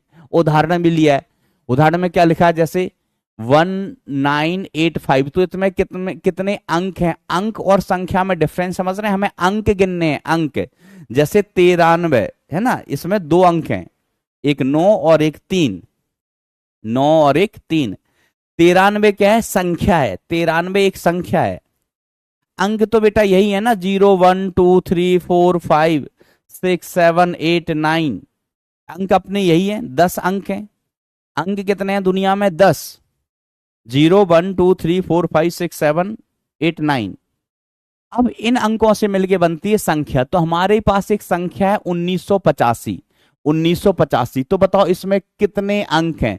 तो 1985 में 1 2 3 4 अंक हैं। क्या कोई शून्य है? सर नहीं है। तो दुनिया के सभी शून्य अंक सार्थक अंक होंगे, ये लिखा गया है। अब देखो बेटा अगला नियम, अगला नियम कि दो अशून्य अंकों के मध्य स्थित, दो अशून्य अंकों के मध्य स्थित, दो अशून्य अंकों के मध्य स्थित सभी शून्य सार्थक अंक होते हैं। तो कोई ऐसा शून्य जो दो अशून्य अंकों के बीच में फंसा है तो वो भी सार्थक हो गया भैया, वो भी क्या हो गया? सार्थक। कोई भी ऐसा शून्य जो दो अशून्य के बीच में तो सार्थक होगा। जैसे हमें यहां पर 2 शून्य हैं, ए शून्य है, तो देखो बेटा 1 और 8 दो अशून्य के बीच में तो सार्थक होगा। दूसरा शून्य देखो, ध्यान किस पे देना है? शून्य पर। दूसरा शून्य देखो, ये 8 और 6 के बीच में है, 8 और 6 के बीच में, तो ये भी सार्थक होगा। तो ये जो संख्या है, इस संख्या को अपन क्या पढ़ेंगे? 10,806, इकाई, दहाई, सैकड़ा, हजार, 10,000, 10,806 एक ये संख्या है। तो जिसमें 5 अंक हैं और ये पांचों के पांचों अंक कैसे हैं बेटा? सार्थक हैं। पांचों के 5 अंक सार्थक हैं। क्लियर हो गया? अब देखो अगला नियम, प्रथम अशून्य अंक के बाईं ओर स्थित सभी शून्य सार्थक अंक नहीं होते हैं। ठीक है, प्रथम अशून्य अंक के बाईं ओर के स्थित सभी शून्य सार्थक अंक नहीं होते। और इसको याद रखने का तरीका भी बड़ा आसान है। जैसे हमने कहा कि बताओ ये क्या लिखा है, तो आपने कहा सर 31 है। हमने कहा बताओ ये क्या लिखा है, तो हमने कहा ये भी 31 है। हमने कहा ये बताओ ये कितना है। ये याद रखने का तरीका बता रहा हूं। तो आप कहेंगे सर ये भी 31 है। हम कहें ये बताओ कितना है, ये बताओ कितना है, तो आप कहेंगे सर ये भी 31 ही है, 31 है। मतलब इन शून्य का कोई महत्व नहीं है। ये शून्य कैसे हैं? सार्थक अंक नहीं है, सार्थक अंक नहीं है। शून्य अगर पीछे आएगा, देखो 31 के बाद हम शून्य लगाएंगे तो कहानी बदलेगी, तो कहानी बदलेगी। ठीक है, जैसे कि ये 310 है, ये 3100 है और ये 31,000 है, 31,000 है। तो यहां तक, यहां की बात हम बाद में करेंगे, बाद में। पहले आप देखो इन शून्य का कोई महत्व दिखाई दे रहा है आपको? नहीं दिखाई दे रहा है। तो याद रखने का तरीका क्या है कि जैसे प्रथम अशून्य अंक के बाई, इन पे ध्यान देना, बाई ओर स्थित सभी शून्य, बाई ओर मतलब इधर वाले, इधर वाले सभी शून्य सार्थक अंक नहीं होंगे। सार्थक अंक नहीं है। हमको यहां से आप एग्जाम्पल देख सकते हैं, पहले शून्य लगा लो, कोई मतलब ही नहीं है, कोई मतलब ही नहीं है। आपके पास 31 रुपए थे, आपको किसी ने एक शून्य दिया, एक शून्य, अगर आप यहां लगा लोगे तो 31 रहेगा, यहां लगा दोगे तो 310 हो जाएगा, 310 हो जाएगा। चलिए चलिए, तो अब इसमें देखो बेटा कि ये वाले शून्य प्रथम अशून्य अंक, ये प्रथम अशून्य अंक है, ये प्रथम अशून्य अंक है। अब इसके बाईं ओर के ये वाले शून्य सार्थक अंक नहीं होंगे। अगर ये सार्थक अंक नहीं है तो ये जो संख्या है इसमें सार्थक अंक कितने हुए बेटा? 3, 1088, 3 सार्थक अंक है। ये तो सार्थक होगा, दो अंकों के, दो अशून्य अंकों के बीच वाला तो सार्थक अंक होगा। तो ये नियम याद रखने बेटा भविष्य के लिए। कितने लोगों को ये सभी नियम क्लियर हैं? 0-1 खेलो बेटा फटाफट कमेंट में। जिनको क्लियर है 1 लिखो, जिनको कंफ्यूजन है वो 0 लिखो, और जिनको कंफ्यूजन है वो बेटा अब मुझे क्लास में नहीं, मुझे क्लास के बाहर मिलना। कहां मिलना? क्लास के बाहर।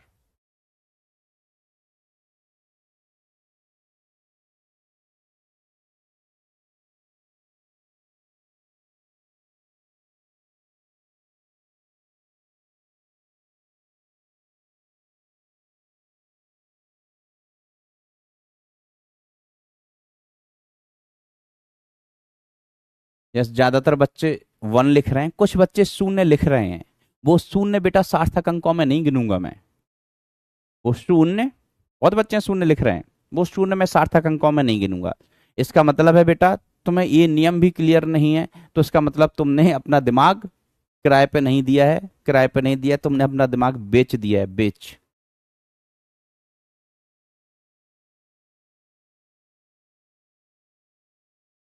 अब चलिए, ये तो किसके लिए था? जब संख्या 1 से बड़ी है, जब संख्या, जब संख्या 1 से बड़ी है, 1 से बड़ी है, तब के लिए ये नियम थे। अब देखो नियम में गहराई और बढ़ती जाएगी बेटा, गहराई और बढ़ती जाएगी समय के साथ नियमों में। अब आगे बेटा कौन सी बात? जब संख्या कोई 1 से छोटी हो। ये नियम कब के लिए है? जब संख्या 1 से छोटी है।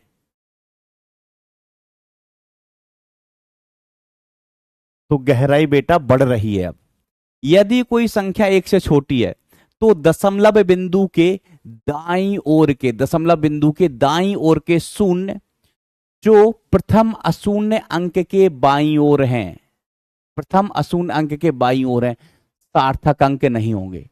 अब हो सकता है बात आपको भाषा से समझ ना आए, भाषा से समझ ना आए, मैं समझाऊं इसको, मैं समझाऊंगा। संख्या 1 से छोटी है तो दशमलव लग गया भैया। संख्या अगर 1 से छोटी है तो दशमलव आ जाता है, द स में ल दशमलव। पहले मैं बचपन में था, पहली दूसरी संख्या में, तो हमें दशमलव के बारे में बताया गया, तो हमको लगा ये किसी राक्षस का नाम है दशमलव, है ना, जैसे दशानन था, दशानन, तो हमने सोचा ये रावण के ही परिवार का होता होगा दशमलव, है ना, जैसे कुंभकर्ण था, दशानन था, है ना। जब हमको पता चला दशमलव है तो इत्तूसा होता है, इत्तूसा, तो ये राक्षसों के परिवार का नहीं है, ये तो चींटियों के परिवार का है, चींटियों के परिवार का दशमलव। ध्यान से समझना नियम, ध्यान हटा दुर्घटना घटा। आओ, तो यदि कोई संख्या 1 से छोटी है तो दशमलव बिंदु के दाईं ओर, दशमलव के दाईं, मतलब ये दशमलव है, ये दशमलव है, इसके दाईं ओर, दाईं ओर के शून्य, दाईं ओर के शून्य, शून्य जो प्रथम अशून्य अंक के बाईं ओर है। देखो अभी तो शून्य है, शून्य है, शून्य, अब अशून्य अंक नहीं आया, जैसे 5 आ गया, अशून्य अंक 5 आ गया, तो ये प्रथम अशून्य अंक के कहां है? बाईं ओर, बाईं ओर है। सार्थक अंक नहीं होते हैं, सार्थक अंक नहीं होते हैं, ठीक है। तो ध्यान कैसे रखने का है, देखो संख्या 0.0000, तो दशमलव के तो राइट में है, राइट में, बट प्रथम अशून्य अंक के बाईं ओर है, तो इसमें बेटा ये वाले शून्य सार्थक नहीं होंगे, ये वाले शून्य सार्थक नहीं होंगे, सार्थक अंक 1 2 3 4 होंगे। इनकी हमें लोड नहीं लेना, जो शून्य 2 अशून्य के बीच में है, दो अशून्य के बीच में दो शून्य है, उनका हमें लोड नहीं लेना है, वो तो सार्थक है ही है, सार्थक है ही है। अब ये वाले शून्य बेटा सार्थक अंक नहीं होंगे, ठीक है। तो ये दो शून्य नहीं है, बचे हुए 1 2 3 4, 1 2 3 4, ये सार्थक अंक होंगे, ये सार्थक अंक होंगे, ठीक है। जैसे इसमें कितने सार्थक अंक हैं, तो हमने कहा ये नहीं है, नहीं है, नहीं है, नहीं है, नहीं है, सिर्फ 5, एक ही सार्थक अंक है, एक ही सार्थक अंक है। कंफ्यूज हो कभी तो बेटा ये रूल्स हैं, अपन इनको एक बार और पढ़ सकते हैं जब भी जरूरत पड़े तब। ध्यान देना, दाई ओर बाई ओर, है ना, इधर ये दाई ओर,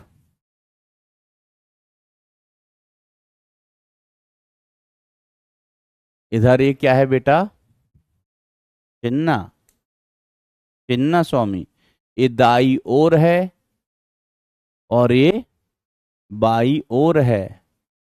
चलिए अब देखो बेटा अगला नियम, अगला नियम भैया, अगला नियम, किसी संख्या में जितने दशमलव बिंदु हो अनुगामी शून्य, अनुगामी शून्य का मतलब हुआ अंतिम शून्य, अंतिम शून्य, अनुगामी शून्य, अंतिम अशून्य अंक के दाईं ओर, क्या लिखा है, किसी संख्या में जितने दशमलव बिंदु हैं तो अनुगामी शून्य मतलब अंतिम शून्य अंक के दाईं ओर स्थित शून्य सार्थक अंक होते हैं, दाईं ओर स्थित अंक सार्थक अंक होते हैं, ठीक है। ध्यान देना बेटा, ध्यान देना, किसी संख्या में जिसमें दशमलव बिंदु हो, एक से छोटी तो दशमलव तो होगा ही, अनुगामी शून्य, अनुगामी शून्य, ठीक है, मतलब क्या हुआ, अंतिम अशून्य, अनुगामी शून्य का मतलब क्या हुआ बेटा, अनुगामी शून्य का मतलब हुआ, अनुगामी शून्य का मतलब हुआ अंतिम अशून्य अंक के दाईं ओर के स्थित शून्य, है ना। इसको कोष्टक में लिख लो, इसको कोष्टक लगा लो बेटा, यहाँ एक कोष्टक है, कौन सा टक है, कोष्टक। अनुगामी शून्य का मतलब होता है अंतिम अशून्य अंक के दाईं ओर, अंतिम अशून्य अंक के दाईं ओर स्थित शून्य सार्थक होते हैं। जैसे जैसे हम संख्या लिखें, ये कुछ भी लिख लें, 1.0425000, ठीक है। तो बेटा ये वाले जो शून्य है ये सार्थक अंकों में गिने जाते हैं। इस पर थोड़ा ध्यान देना नियम पर, कि जो आखिरी के शून्य, आप ऐसा समझो, जो आखिरी के शून्य है वो सार्थक अंक में गिने जाएंगे, और दशमलव के जो पहले इधर के शून्य है वो नहीं गिने जा रहे थे, इसमें ये नहीं गिने जा रहे थे। लेकिन हम कहाँ लगा दें बेटा, शून्य यहां लगा दें, यहां शून्य होते तो वो सार्थक अंक होते, वो सार्थक अंक बेटा होते, ठीक है, ऐसा। तो किसी संख्या में जिसमें दशमलव बिंदु हो अनुगामी शून्य, अनुगामी शून्य, अनुगामी शून्य का मतलब होता है, अनुगामी शून्य का मतलब होता है अंतिम अशून्य अंक के दाईं ओर के शून्य, ठीक है, दाईं ओर के शून्य, है ना, ये दाईं ओर आप लिख सकते हैं, दाईं ओर के शून्य। अनुगामी शून्य का मतलब बेटा अंतिम अशून्य अंक के दाईं ओर स्थित शून्य। तो यहां पर देखो बेटा, यहां पर हम दशमलव हो गया, दशमलव हो गया, अब इसके बाद का अंतिम शून्य, अंतिम अशून्य अंक, अंतिम अशून्य अंक ये है, ये है। अब इसके आगे के जो शून्य है ये अनुगामी शून्य है, ये सार्थक अंक होते हैं, सार्थक अंक होते हैं, ठीक है। एग्जाम्पल में देखो बेटा, इस जीरो का कोई महत्व नहीं है, ये वाला जीरो दशमलव में भी कोई मतलब नहीं होता, और पूर्ण संख्या होती तो इसमें भी कोई मतलब नहीं था इसका, है ना, इसमें भी बेटा इनका कोई मतलब नहीं था, इसमें भी कोई मतलब नहीं था, तो इसका तो कोई मतलब ही नहीं है। अब बचे हुए शून्य कौन सा है, फोकस शून्य पे करना है। इस वाले शून्य की चर्चा करो तो ये तो दो अशून्य के बीच में, अशून्य के बीच में तो सार्थक होगा, और इसमें दशमलव के बाद अनुगामी शून्य है, मतलब अंतिम अशून्य अंक के बाद वाला शून्य है, तो ये अंक भी सार्थक अंक होगा। इसमें 4 सार्थक अंक हैं। कितने सार्थक अंक हैं बेटा, 4 सार्थक अंक है। एक एग्जाम्पल और मैं बता देता हूं तो आपको क्लियर होगा। एग्जाम्पल, एग्जाम्पल ध्यान देना, हमने लिखा 0 दशमलव, तो इधर के 0 का तो कोई महत्व नहीं है, आप चाहे 0 दशमलव लिखो या दशमलव ही लिख लो, दशमलव ही लिख लो, लेकिन ऐसे ही अपन लिख देते हैं, तो इसका तो पहले से ही कोई मतलब नहीं है। अभी इस एग्जाम्पल में क्लियर हो जाएगा। हमने कहा 000250600। अब इसकी बात करें, इसकी बात करें तो कमेंट सेक्शन में बताओ आपको। देखो इस 0 को तो पहले ही भूल जाओ, इसको तो पहले ही भूल जाओ। अब इसमें जो 0 है इनकी हमें चर्चा करनी है। आपको क्या लगता है कितने सार्थक अंक हैं? क्या लगता है? पहले और दूसरे नियम से डिसाइड होंगे सार्थक अंक। जरा बताने की कोशिश करो कितने सार्थक अंक हैं। इस सेट नियम है, इसको मैं पढ़ के बता सकता हूं कि नियम क्या कह रहा हूं, वो आपको समझना है, फिर नियम बेटा आपको याद रखना है। तो देखो, पहले नियम से हम ये डिसाइड कर चुके हैं कि ये वाले शून्य सार्थक अंक नहीं हो सकते। ये तो महागलत है, महागलत। पहले वाले को तो सोचना ही नहीं है।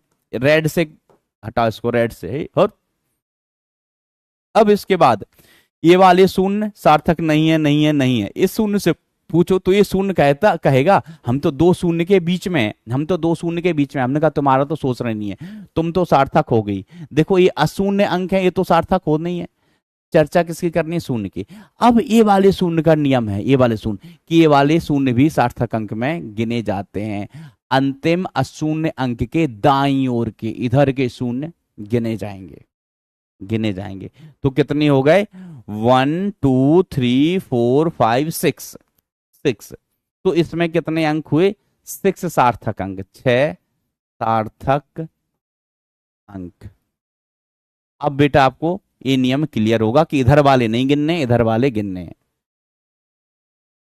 अब देखो, जब किसी संख्या को चरघातांकी के रूप में प्रदर्शित किया जाता है, तब चरघातांकी का सार्थक अंकों की संख्या पर कोई प्रभाव नहीं पड़ता। जैसे संख्या ना, हम ऐसे लिख लें 3 गुणा 10 घात 8, 3 गुणा 10 घात 8। ये किसका मान होता है? सर प्रकाश की चाल का, सर प्रकाश की चाल का मान होता है 3 गुणा 10 की घात 8। तो हमने कहा इनका ये जो घात है इनका कोई मतलब नहीं है, इसका कोई मतलब नहीं है।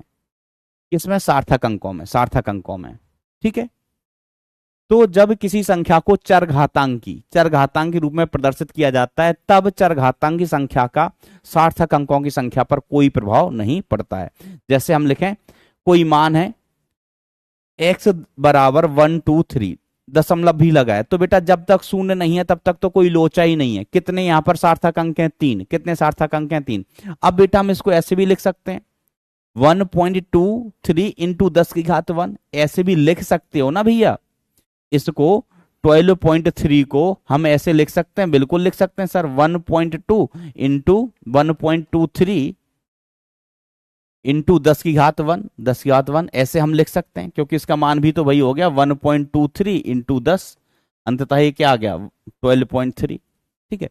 तो मेन मुद्दा ये है, मेन मुद्दा है, ये तो समझ गया ना बेटा। हम इसको 12.3 को 1.23 इंटू 10 घात 1 लिख सकता है, 1 लिख सकता है। ठीक है। तो बेटा ये 10 की घात 1 है। क्या है बेटा? 10 की घात 1 है। तो ये सार्थक अंक होंगे। ठीक है। इसमें भी 3 ही सार्थक अंक होंगे। हम इसको लिखें बेटा, तो 1 2 3 10 की घात 2, इसमें भी बेटा 3 सार्थक अंक हैं, 3 सार्थक अंक है। इन शून्य का तो कोई मतलब नहीं है। हम इसको ऐसे ही लिख सकते हैं 1.0123 10 घात 3। तो बेटा इसका जो 10 की घात हम लिख रहे हैं, इसमें सार्थक अंकों का कोई, सॉरी, जो 10 की घात में चीज लिखी गई है इनका सार्थक अंकों से कोई लेना देना नहीं है। तो यहाँ 1 2 3 सार्थक अंक, 1 2 3 सार्थक अंक, यहाँ पर 1 2 3 सार्थक अंक, इस जीरो से तो हमें कोई लेना देना नहीं है। और यहाँ पर भी बेटा देखो, ए वाला जीरो, ये तो पहले से ही काउंट नहीं होता सार्थक अंक में। ए वाला जीरो भी, इधर वाले जीरो, ये भी सार्थक अंक में काउंट नहीं होगा। यहाँ पर भी 1 2 3 सार्थक अंक ही हैं। और इसको हम ऐसे भी लिख सकते हैं 1 2 3 इंटू 10 घात -1, तो यहाँ पर भी 1 2 3 सार्थक अंक ही हैं। तो प्रत्येक संख्या में सार्थक अंक कितने हैं? 3। सिंपल सी बात इतनी है, हमने कहा 2.3 इंटू 10 की घात 50, 10 की घात 50, तो इसका सार्थक अंक से कोई लेना देना नहीं है। सार्थक अंकों की संख्या हम सिर्फ यहाँ गिनेंगे, और यहाँ गिनने के नियम हम सीख चुके हैं। इसमें 2 ही महत्वपूर्ण नियम है बेटा। कौन से वाले? एक यो वाला और एक यो वाला। ये वाला नियम तो आसान है कि 10 की घात में कुछ कुछ लिखा है, उसका सार्थक अंकों से हमें कोई लेना देना नहीं है। ओ, ऐसा। अब देखो, किसी दशमलव विहीन संख्या में अशून्य संख्या के दाईं ओर आने वाले शून्य अंक सार्थक अंक नहीं होते हैं, शून्य अंक सार्थक नहीं होते हैं। जैसे मैंने इस उदाहरण में बताया था कि इस जीरो का कोई मतलब, आपने कहा नहीं मतलब है। हमने कहा इस जीरो का कोई मतलब है, आपने कहा नहीं मतलब। हमने कहा इन तीन जीरो का कोई मतलब है, हम कहेंगे नहीं है। इन चार जीरो का कोई मतलब है, नहीं है। ये सभी सार्थक अंक नहीं थे, सभी सार्थक अंक नहीं है। लेकिन फिर हमने बोला था कि इसके बारे में बताओ, हम 31 के जीरो इधर लगा दें। ये जीरो सार्थक अंक में गिने जाएंगे कि नहीं गिने जाएंगे, गिने जाएंगे कि नहीं गिने जाएंगे, ये वाला जीरो। तो मैंने इनके बारे में क्या बोला था कि हम आगे चर्चा करेंगे, हम आगे चर्चा करेंगे। किसके बारे में? इन जीरोज के बारे में। तो बेटा ये वाले जो जीरो है, यहां दशमलव नहीं है, ध्यान देना, दशमलव विहीन संख्या, दशमलव विहीन संख्या में शून्य अंक के दाईं ओर आने वाले शून्य सार्थक नहीं होते हैं। ठीक है, ये सार्थक नहीं है, ये सार्थक नहीं है। शून्य को ही हमें देखना, ये सार्थक नहीं है, सार्थक नहीं होंगे। इसमें भी सार्थक अंक दो दो दो दो ही हैं। कितने हैं? दो दो दो दो दो ही हैं, दो दो दो दो दो ही हैं। लेकिन बरखुरदार, लेकिन बरखुरदार, ये सार्थक हो भी जाते हैं कई बार। कब हो जाते हैं? ठीक है, वैसे तो सार्थक नहीं होते हैं, अब यहां से ध्यान देना। परंतु जब कोई मान, परंतु जब कोई मान वास्तविक प्रयोग द्वारा प्राप्त किया जाए, जब कोई मान वास्तविक प्रयोग द्वारा प्राप्त किया जाए, तो ये शून्य भी सार्थक अंक हो जाते हैं। तो देखो बेटा यहां पर क्या है कि देखो इसमें 1 5, देखो मैं यहीं बता देता हूं, इसमें दो सार्थक अंक, दो दो दो। ठीक है, लेकिन लेकिन हम यहां पर कहीं इकाई लगा दें, जैसे हम यहां पर लिख दें वोल्ट। ठीक है, या चलो माइक्रो वोल्ट लिख दिया, कुछ भी लिख लो, मिली वोल्ट लिख दिया, मिली वोल्ट। तो ये बेटा माप के निकाला गया मान, माप के निकाला गया मान। ठीक है, तो अब बेटा ये वाले अंक भी सार्थक हो जाएंगे, ये वाले अंक भी सार्थक होंगे। इसमें 5 सार्थक अंक, अब ध्यान देना, हम इनकी बात कर रहे हैं। इसमें सार्थक अंक कितने? 5।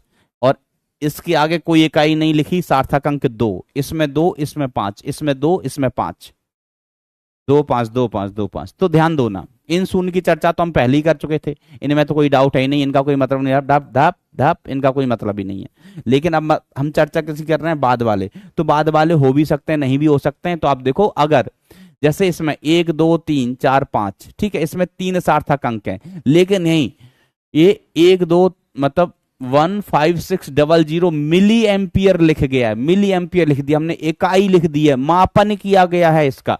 तो बेटा अब इसमें 5 सार्थक अंक होंगे, 5 सार्थक अंक। जैसे हमने कहा यहां मिली वोल्ट लिखा है, तो इसमें सार्थक अंक कितने हुए? 5। और यहां पर कुछ नहीं लिखा है, तो ये वाले शून्य बेमतलब के हैं, सार्थक अंक सिर्फ 2 ही होंगे। सार्थक अंक क्या होंगे? सिर्फ 2। हाँ, लेकिन हम यहां पर लिख देते मिली सेकेंड्स, कुछ लिख देते, तो फिर बेटा ये भी सार्थक हो जाते, सार्थक हो जाते। तो जो पहले वाले शून्य तो हमें पता है बेमतलब के हैं, बाद वाले शून्य, बाद वाले शून्य मतलब के हो भी सकते हैं, नहीं भी हो सकते हैं, डिपेंड करता है इस पर कि अगर इकाई लिखी है, इकाई लिखी है तो फिर सार्थक है, नहीं लिखी है तो सार्थक नहीं है, सार्थक नहीं है। चलिए अब देखो उदाहरण, उदाहरण हा हा हा हा हा हा, कि दिल परदेसी हो गया ओढ़नी। चलो आप लिख लो अपनी कॉपी में कि किसमें कितने सार्थक अंक दिखा, फिर हम बताएंगे। कॉपी में लिख लो बेटा किसमें कितने सार्थक अंक हैं, फिर हम बात करते हैं। पहले आप लिखो कितने, इसमें कितने दिख रहे हैं, इसमें कितने दिख रहे हैं, इसमें कितने दिख रहे हैं, इसमें कितने दिख रहे हैं, इसमें कितने दिख रहे हैं। फिर अपन क्रॉस चेक करेंगे, क्रॉस चेक। छुट्टी बेटा करेंगे, छुट्टी करेंगे।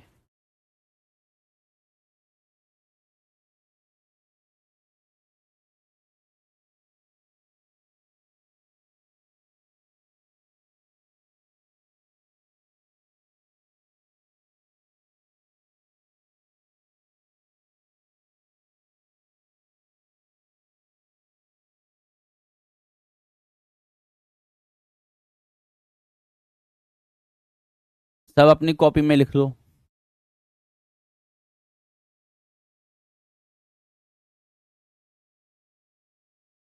अच्छा, ऐसे 3 3 1 2 4, 3 3 1 2 4, हाँ ऐसे ही लिख दो, क्रम से लिख दो।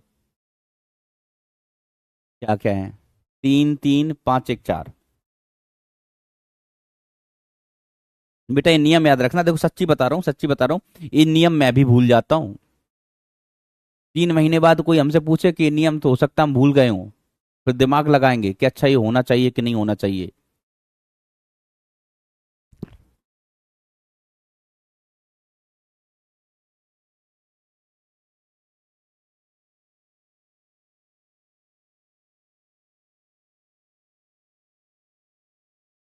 चलिए चलिए, अब आपने लिख लिया होगा, अब मैं कोशिश कर रही हूँ, आप मेरा साथ देना। ये आ गए। तो दोस्तों 165 ना तो दशमलव है, कोई भी शून्य नहीं है, चक्कर ही नहीं है, 3 सार्थक अंक। इसमें बेटा दशमलव है, शून्य है, लेकिन शून्य बीच में, अशून्य के बीच में कोई दिक्कत ही नहीं है, 3 सार्थक अंक है, 3 सार्थक अंक है। इसमें देखो बेटा 34.000, यहाँ मीटर लग गया है, क्या लग गया, मीटर इकाई लग गई है, तो इसमें 5 सार्थक अंक होंगे। कितने होंगे बेटा, 5। दशमलव लगा है ना, दशमलव के बाद 000 है, लेकिन फिर मीटर भी तो लगा है, मीटर लगा है, तो सार्थक अंक 5 होंगे, 5। इसमें देखें तो ये नहीं है, ये तो होता ही नहीं है, तो फर्जी ऐसे ही लगा देता है, ऐसे ही लगा देते हैं इसको, ऐसे ही लगा देते हैं इसको। तो ये तो वैसे ही नहीं होता है, ये भी नहीं है, ये भी नहीं है, तो इसमें 1 सार्थक अंक होगा, 1 सार्थक अंक होगा। इसमें देखेंगे तो ये नहीं होता है, ये नहीं होता है, ये नहीं होता है, ये नहीं होता है। अब 1 2 3 4 0, इधर इकाई लगी, तो बेटा ये वाला अंक ये 1 2 3 4, ये चारों सार्थक अंक होंगे। देखो इस नियम को देखो बेटा, चौथे नियम को, इस नियम को, पांचवें, किसी संख्या जिसमें दशमलव बिंदु के अनुगामी अंक हैं वो सार्थक अंक होते हैं। बाद वाले अंक, दशमलव भी है लेकिन इधर वाले अंक जो है वो सार्थक होते हैं, इधर वाले अंक सार्थक बेटा होते हैं, इधर वाले नहीं होते हैं। अरे भाई भाई ओ भाई,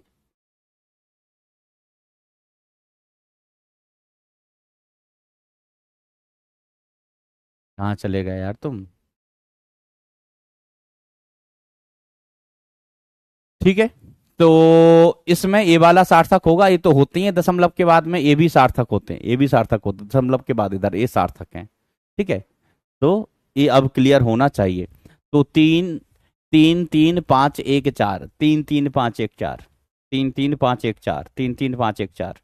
ठीक है, कोई कंफ्यूजन हो बेटा तो आपके पास ये रहेगा, रूल्स पढ़ सकते हैं, मैं आपको वैसे भी बता देता हूं, वैसे भी बता देता हूं कि देखो रूल्स मैं भी भूल जाता हूं कई बार, फिर रिवाइज कर लो भाई, है ना, या कहीं दिमाग लगा के सोचो कुछ।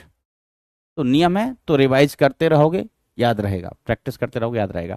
अब देखो पूर्णांकन करना, पूर्णांकन करना, पूर्णांकन की जरूरत कब होती है, जरूरत कब होती है। हमने कहा कि हमारे पास ये लिखा हुआ है 1.16, तो बताओ सार्थक अंक कितने हैं इसमें, बताओ सार्थक अंक कितने हैं।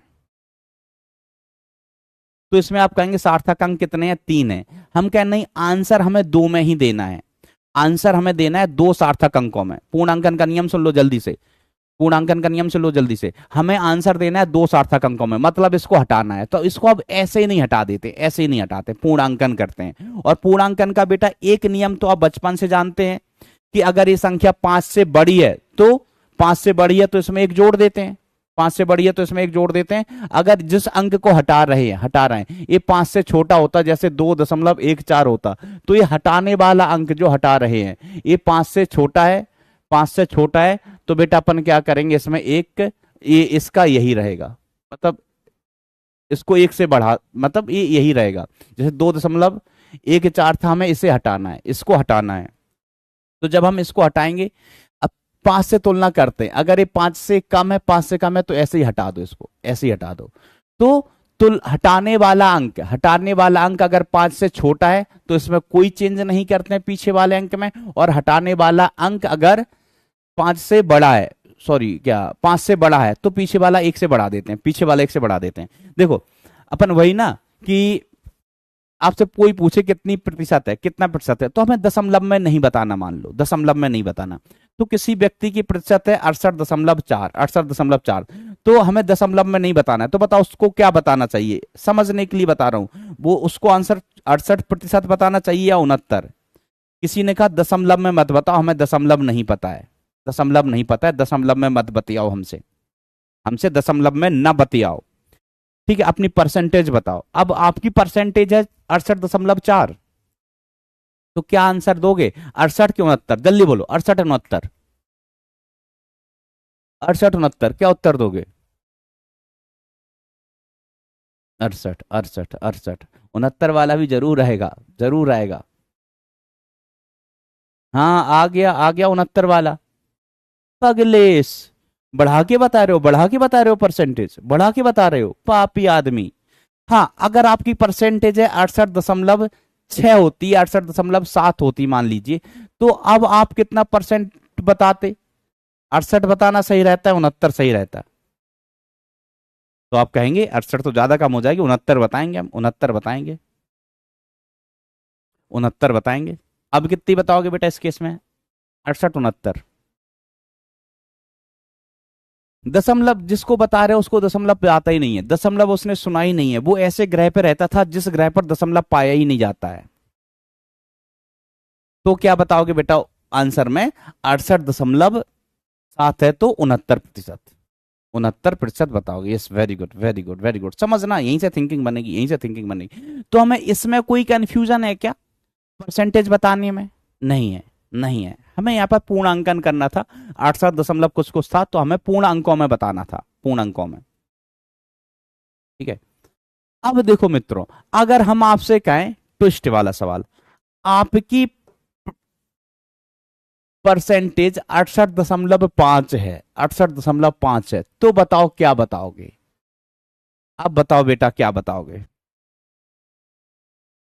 तो भैया आप फंस गए, आप फंस गए। अगर ये 68.6 होता तो 69 बता देते, 68.3 होता तो 68 बता देते, लेकिन 68.5 है। कहां जाएं, कहां जाएं, कहां गिरें, कहां कुआ खोदें?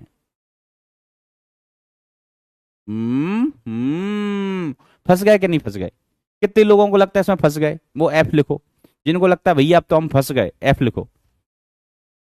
ये सोचोगे तो कॉन्सेप्ट समझ जाओगे बेटा।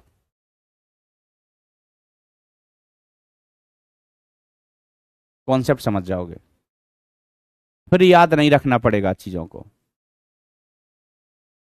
याद नहीं रखेगा, रखना पड़ेगा फिर चीजों को। जिनको लगता है कि 68.5 में भैया हम फंस गए, और जो सीख रहे हैं उनकी बात हो रही है, कुछ बच्चे तो टाइम पास कर रहा है।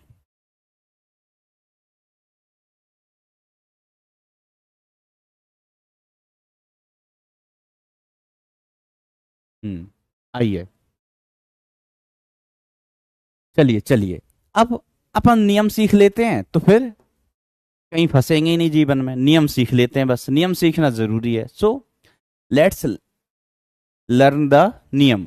तो नियम है, नियम नंबर 1, यदि पूर्णांकन किए जाने वाला अंक 5 से अधिक है तो पूर्वगामी मतलब पिछले वाले अंक में 1 की वृद्धि कर देते हैं। तो पूर्वगामी अंक में क्या कर देते हैं बेटा? 1 की वृद्धि कर देते हैं।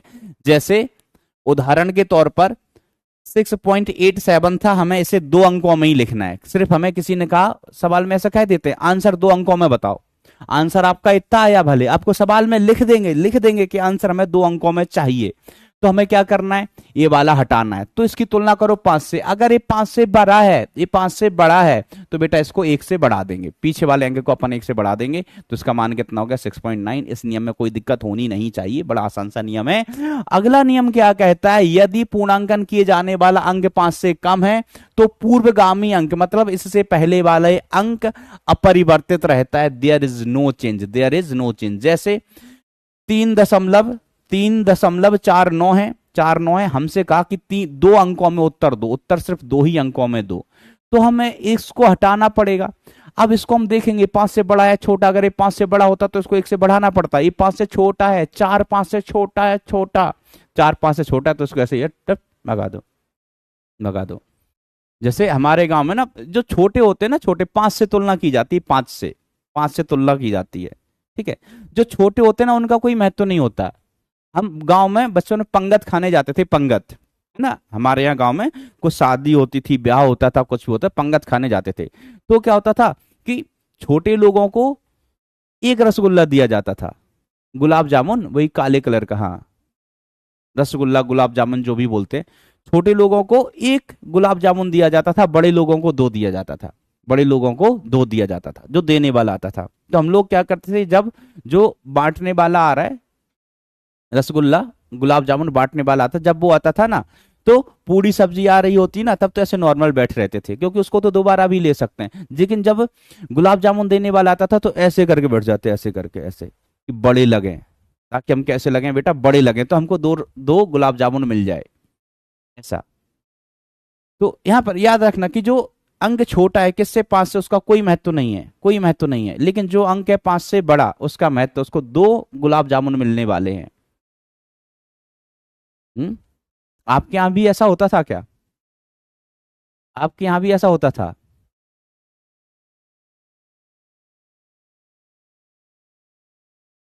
Yes, yes. चलिए, चलिए, अब हम आगे बढ़ेगा, हम क्या करेगा आगे। तो बस आपको वही गिनना है कि 5 से छोटा है। अब बाद में तुलना किससे की जाएगी? 5 के बाद 50 से तुलना करेंगे, फिर 500 से तुलना करेंगे, फिर किससे तुलना करेंगे? 500 से। ठीक है। हम तो इसमें जुगाड़ भी लगाते थे, जैसे कोई मतलब मेरा दोस्त है ना, तो हम उससे कहते थे कि तेरे भाई ना ये परोस रहे हैं, खाना परोस रहे हैं, तो उनको बोलना कि तुम वो गुलाब जामुन वाली बाल्टी ले लो और हमें दो दो रसगुल्ला देना, ऐसे। इसमें भी सेटिंग करते थे, लोग ऐसे सेटिंग करते। अब ऐसी सेटिंग करने वाले लोग एनटीए चला रहे हैं, एनटीए चला रहे हैं। तो रिजल्ट में, रिजल्ट में बवाल हो रहा है, रिजल्ट में सेटिंग कर रहे हैं वो, ऐसा। चलिए, चलिए अगला नियम। अब देखो बेटा, ये इंपॉर्टेंट नियम है, ये इंपॉर्टेंट नियम है बेटा। और तो सब टाइम पास था, समय होने वाला है क्या? चलो बस एक नियम बता देता हूं। यदि पूर्णांकन किए जाने वाला अंक, यदि पूर्णांकन किए जाने वाला अंक 5 ही है, 5 ही है, तो पूर्वगामी अंक में एक की वृद्धि करते हैं। यदि पिछले वाला संख्या कैसा है? विषम है और अपरिवर्तित रहता है। कि अगर संख्या कैसा है? सम। तो देखो, कभी ऐसा संख्या है 6.025, ये मान लो यहां पर कुछ x लिखा है, x, और यहां पर लिखा है 5। चलो इतना बड़ा क्यों ले लूं मैं, 2, अच्छा 6 पॉइंट, ऐसा लिख लो, मान लो 16.4x5 है, 5 है। तो देखो हमें इसको हटाना है, मान लो इसको हमें हटाना है, हटाना है, हटाना है। तो इसको हटाना है, तो फर्क किस पे पड़ रहा था? इस पर, एक्स पर। तो हम एक्स को देखेंगे, एक्स को देखेंगे, दो कहानी। अगर एक्स सम है, एक्स सम है, एक्स कैसा है बेटा? सम। तो एक्स का एक्स ही रहेगा, एक्स का एक्स ही रहेगा। और अगर एक्स विषम संख्या है, विषम संख्या है, विषम संख्या है, तो एक्स प्लस वन हो जाएगा, एक्स प्लस वन हो जाएगा, एक जोड़ देंगे उसमें। ठीक है। तो हटाने वाला अंक देखो, पहले 5 से कम 5 से छोटा चेक कर रहे थे, वो तो हो गया, कोई दिक्कत नहीं। अब 5 ही है, तो हम पिछले वाला अंक को चेक करेंगे कि तुम सम हो कि विषम हो। सम हो तो वही का वही रहेगा, विषम है तो एक से बढ़ जाएगा, एक से बढ़ जाएगा। बस इतना सिंपल सा नियम है, इतना सिंपल सा नियम है ना। जैसे कई बार ऐसा होता ना कि कुछ लोगों की सेम मार्क्स आए, 720 में से 720 मार्क आए, तो रैंक कैसे दें किसी को, एडमिशन कैसे दें? सभी के बराबर बराबर नंबर है, सभी के बराबर बराबर नंबर है। तो कई बार क्या करते हैं, जो छोटा है ना उसको प्राथमिकता दे, छोटा है उसको अच्छी रैंक दे दी। अभी एनटीए में क्या कर रहे हैं कि जिसने पहले फॉर्म भर दिया उसको पहले एडमिशन मिलेगा। ठीक है। तो जैसे 720 नंबर ना 72 लोगों के हैं, 72 लोगों के। अब एम्स में सीटें कितनी है? 70 है। एम्स दिल्ली में सीटें कितनी है? 70। और सभी के नंबर बराबर है, 720 720। तो किसको एडमिशन दें? कौन से दो लोगों को हटाएं? तो जिसने फॉर्म सबसे लास्ट में भरा होगा ना, उन दो लोगों को हटाएंगे, उन दो लोगों को हटाएंगे। ये नियम निकाला है, ये नियम है, तो नियम अपन ही बनाते हैं। ठीक है। तो देखो, यदि पूर्णांकन किए जाने वाला अंक 5 है, तो पूर्वगामी अंक में एक की वृद्धि की जाती है यदि वह संख्या विषम है, और अपरिवर्तित रहता है यदि वह एक सेम संख्या है। कैसी संख्या है बेटा? वह एक सम संख्या है, सम। तो हमें इसको हटाना है, 3 अंकों में लिखना है। इसमें कहा गया कि 3 अंकों में हटाओ, इसको हटाना है, इसको हटाना है। तो इसके पीछे देखा, इसके पीछे तुम कितना हो, तो इसने कहा हम 3 है। 3 से पूछो तुम सम हो विषम हो, सम हो विषम है, तो 3 ने कहा हम विषम है, विषम है तो 1 से बढ़ गया, 3 की जगह क्या हो गया बेटा 4 हो गया। इसको हटाना था। यहां देखो 5 को हटाना है, 5 को हटाना है। आफत किस पे आने वाली है, आफत किस पे आने वाली है, इससे पहले वाले पर। तो इससे पहले वाला अंक क्या है 4 है। 4 से पूछो तुम सम हो या विषम हो, उसने कहा हम सम हो, तो हम सम हो तो 4 के 4 ही रहोगे, तो हम अपरिवर्तित रहोगे। ठीक है। आफत इस पर आती है पूर्व वाले अंक पर, बढ़ता घटता जो भी है वो यही होता है, इसके अलावा नहीं होता है। तो मुझे उम्मीद है ये नियम भी बेटा आपको क्लियर होगा। कुछ कंफ्यूजन होगा तो फिर मैं आपको इस नियम को और बता देंगे। ठीक है।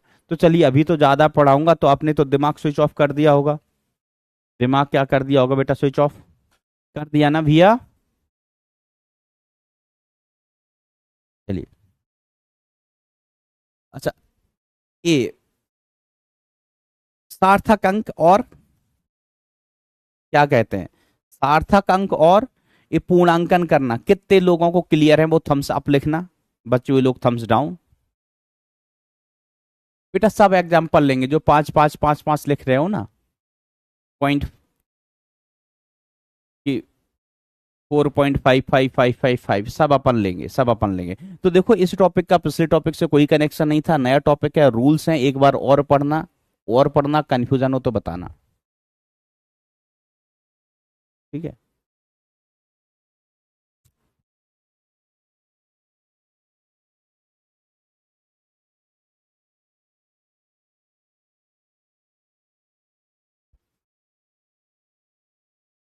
एक minute. Hmm. Good, great great great great, पहली बार इतना नंबर आया, शाबाश बेटा शाबाश, वेरी गुड वेरी गुड। तो चलिए क्लास खत्म हो चुकी है, मैं किसी के डाउट दे सर बेटा, हम इसको भी बताएंगे आगे और डिस्कस करेंगे, आगे और डिस्कस करेंगे। बेटा जीरो को तो वैसे ही हटा, अच्छा अब बेटा आपको पता नहीं है जीरो 5 से बड़ा है छोटा है। ठीक है। और हम एग्जाम्पल लेंगे सर, अगर जीरो हो तो बेटा कौन सा वाला जीरो हो तो बेटा देखो जीरो भी 5 से कम ही है, जीरो क्या है 5 से कम में आता है, तो ऐसे ही हटा देंगे इसको। जीरो है, 1 है, 2 है, 3 है, 4 है, ऐसे ही हटा दो। 6 है, 7 है, 8 है, 9 है, बढ़ा दो 1 से। 0.5 है, तो फिर नियम में आपको बता चुका हूं, जीरो है तो हटा दो उसको। ये यही नियम बेटा मैंने डिस्कस कर दिया है, डिस्कस कर दिया है, डिस्कस कर दिया बेटा ये वाला नियम, है ना। और अपन अभी नियम बताएंगे, और बताएंगे बेटा नियम, है ना। ये मैंने अभी नियम बताया, ये 5 है, पुराना वाला कैसा है विषम, तो 1 से बढ़ जाएगा बेटा, 1 से बढ़ जाएगा, तो इसका 40 हो जाएगा बेटा। मॉड्यूल बेटा करेंगे, अभी करेंगे। Rule number 5 is not clear बेटा, कल बताना। रूल नंबर 5 क्या है बेटा, एक बार इसको और देखना कि जो बाद वाले शून्य हैं वो सार्थक नहीं होते हैं, बाद वाले शून्य सार्थक नहीं होते हैं। ठीक है, ये नियम है। हम लास्ट टर्न पर, नेक्स्ट टर्न पर इनको और डिस्कस कर देंगे अगर कोई कंफ्यूजन है तो। सर यदि पॉइंट के आगे एक नंबर है तो बेटा मैंने बता दिया, फिर और डिस्कस कर देंगे अगर इसमें कंफ्यूजन है तो। बेटा ये बताएंगे बताएंगे, तुम आगे भागने लगते हो भाई, आगे भागने लगते हो, सुनते नहीं हो, सुनते नहीं हो। अब जिसके भी ये सब डाउट हैं सब क्लियर हो गए होंगे, सर 68.5 होता तो क्या होता, ये होता तो क्या होता, सब क्लियर हो गया, लेकिन तुमने पहले ही 9.36 दो पदों में। ठीक है, ऐसा ऐसा। चलिए चलिए, तो बच्चों मन लगा के दिल लगा के पढ़ाई करते रहें। Thank you so much, tata bye bye, take care, love you all guys.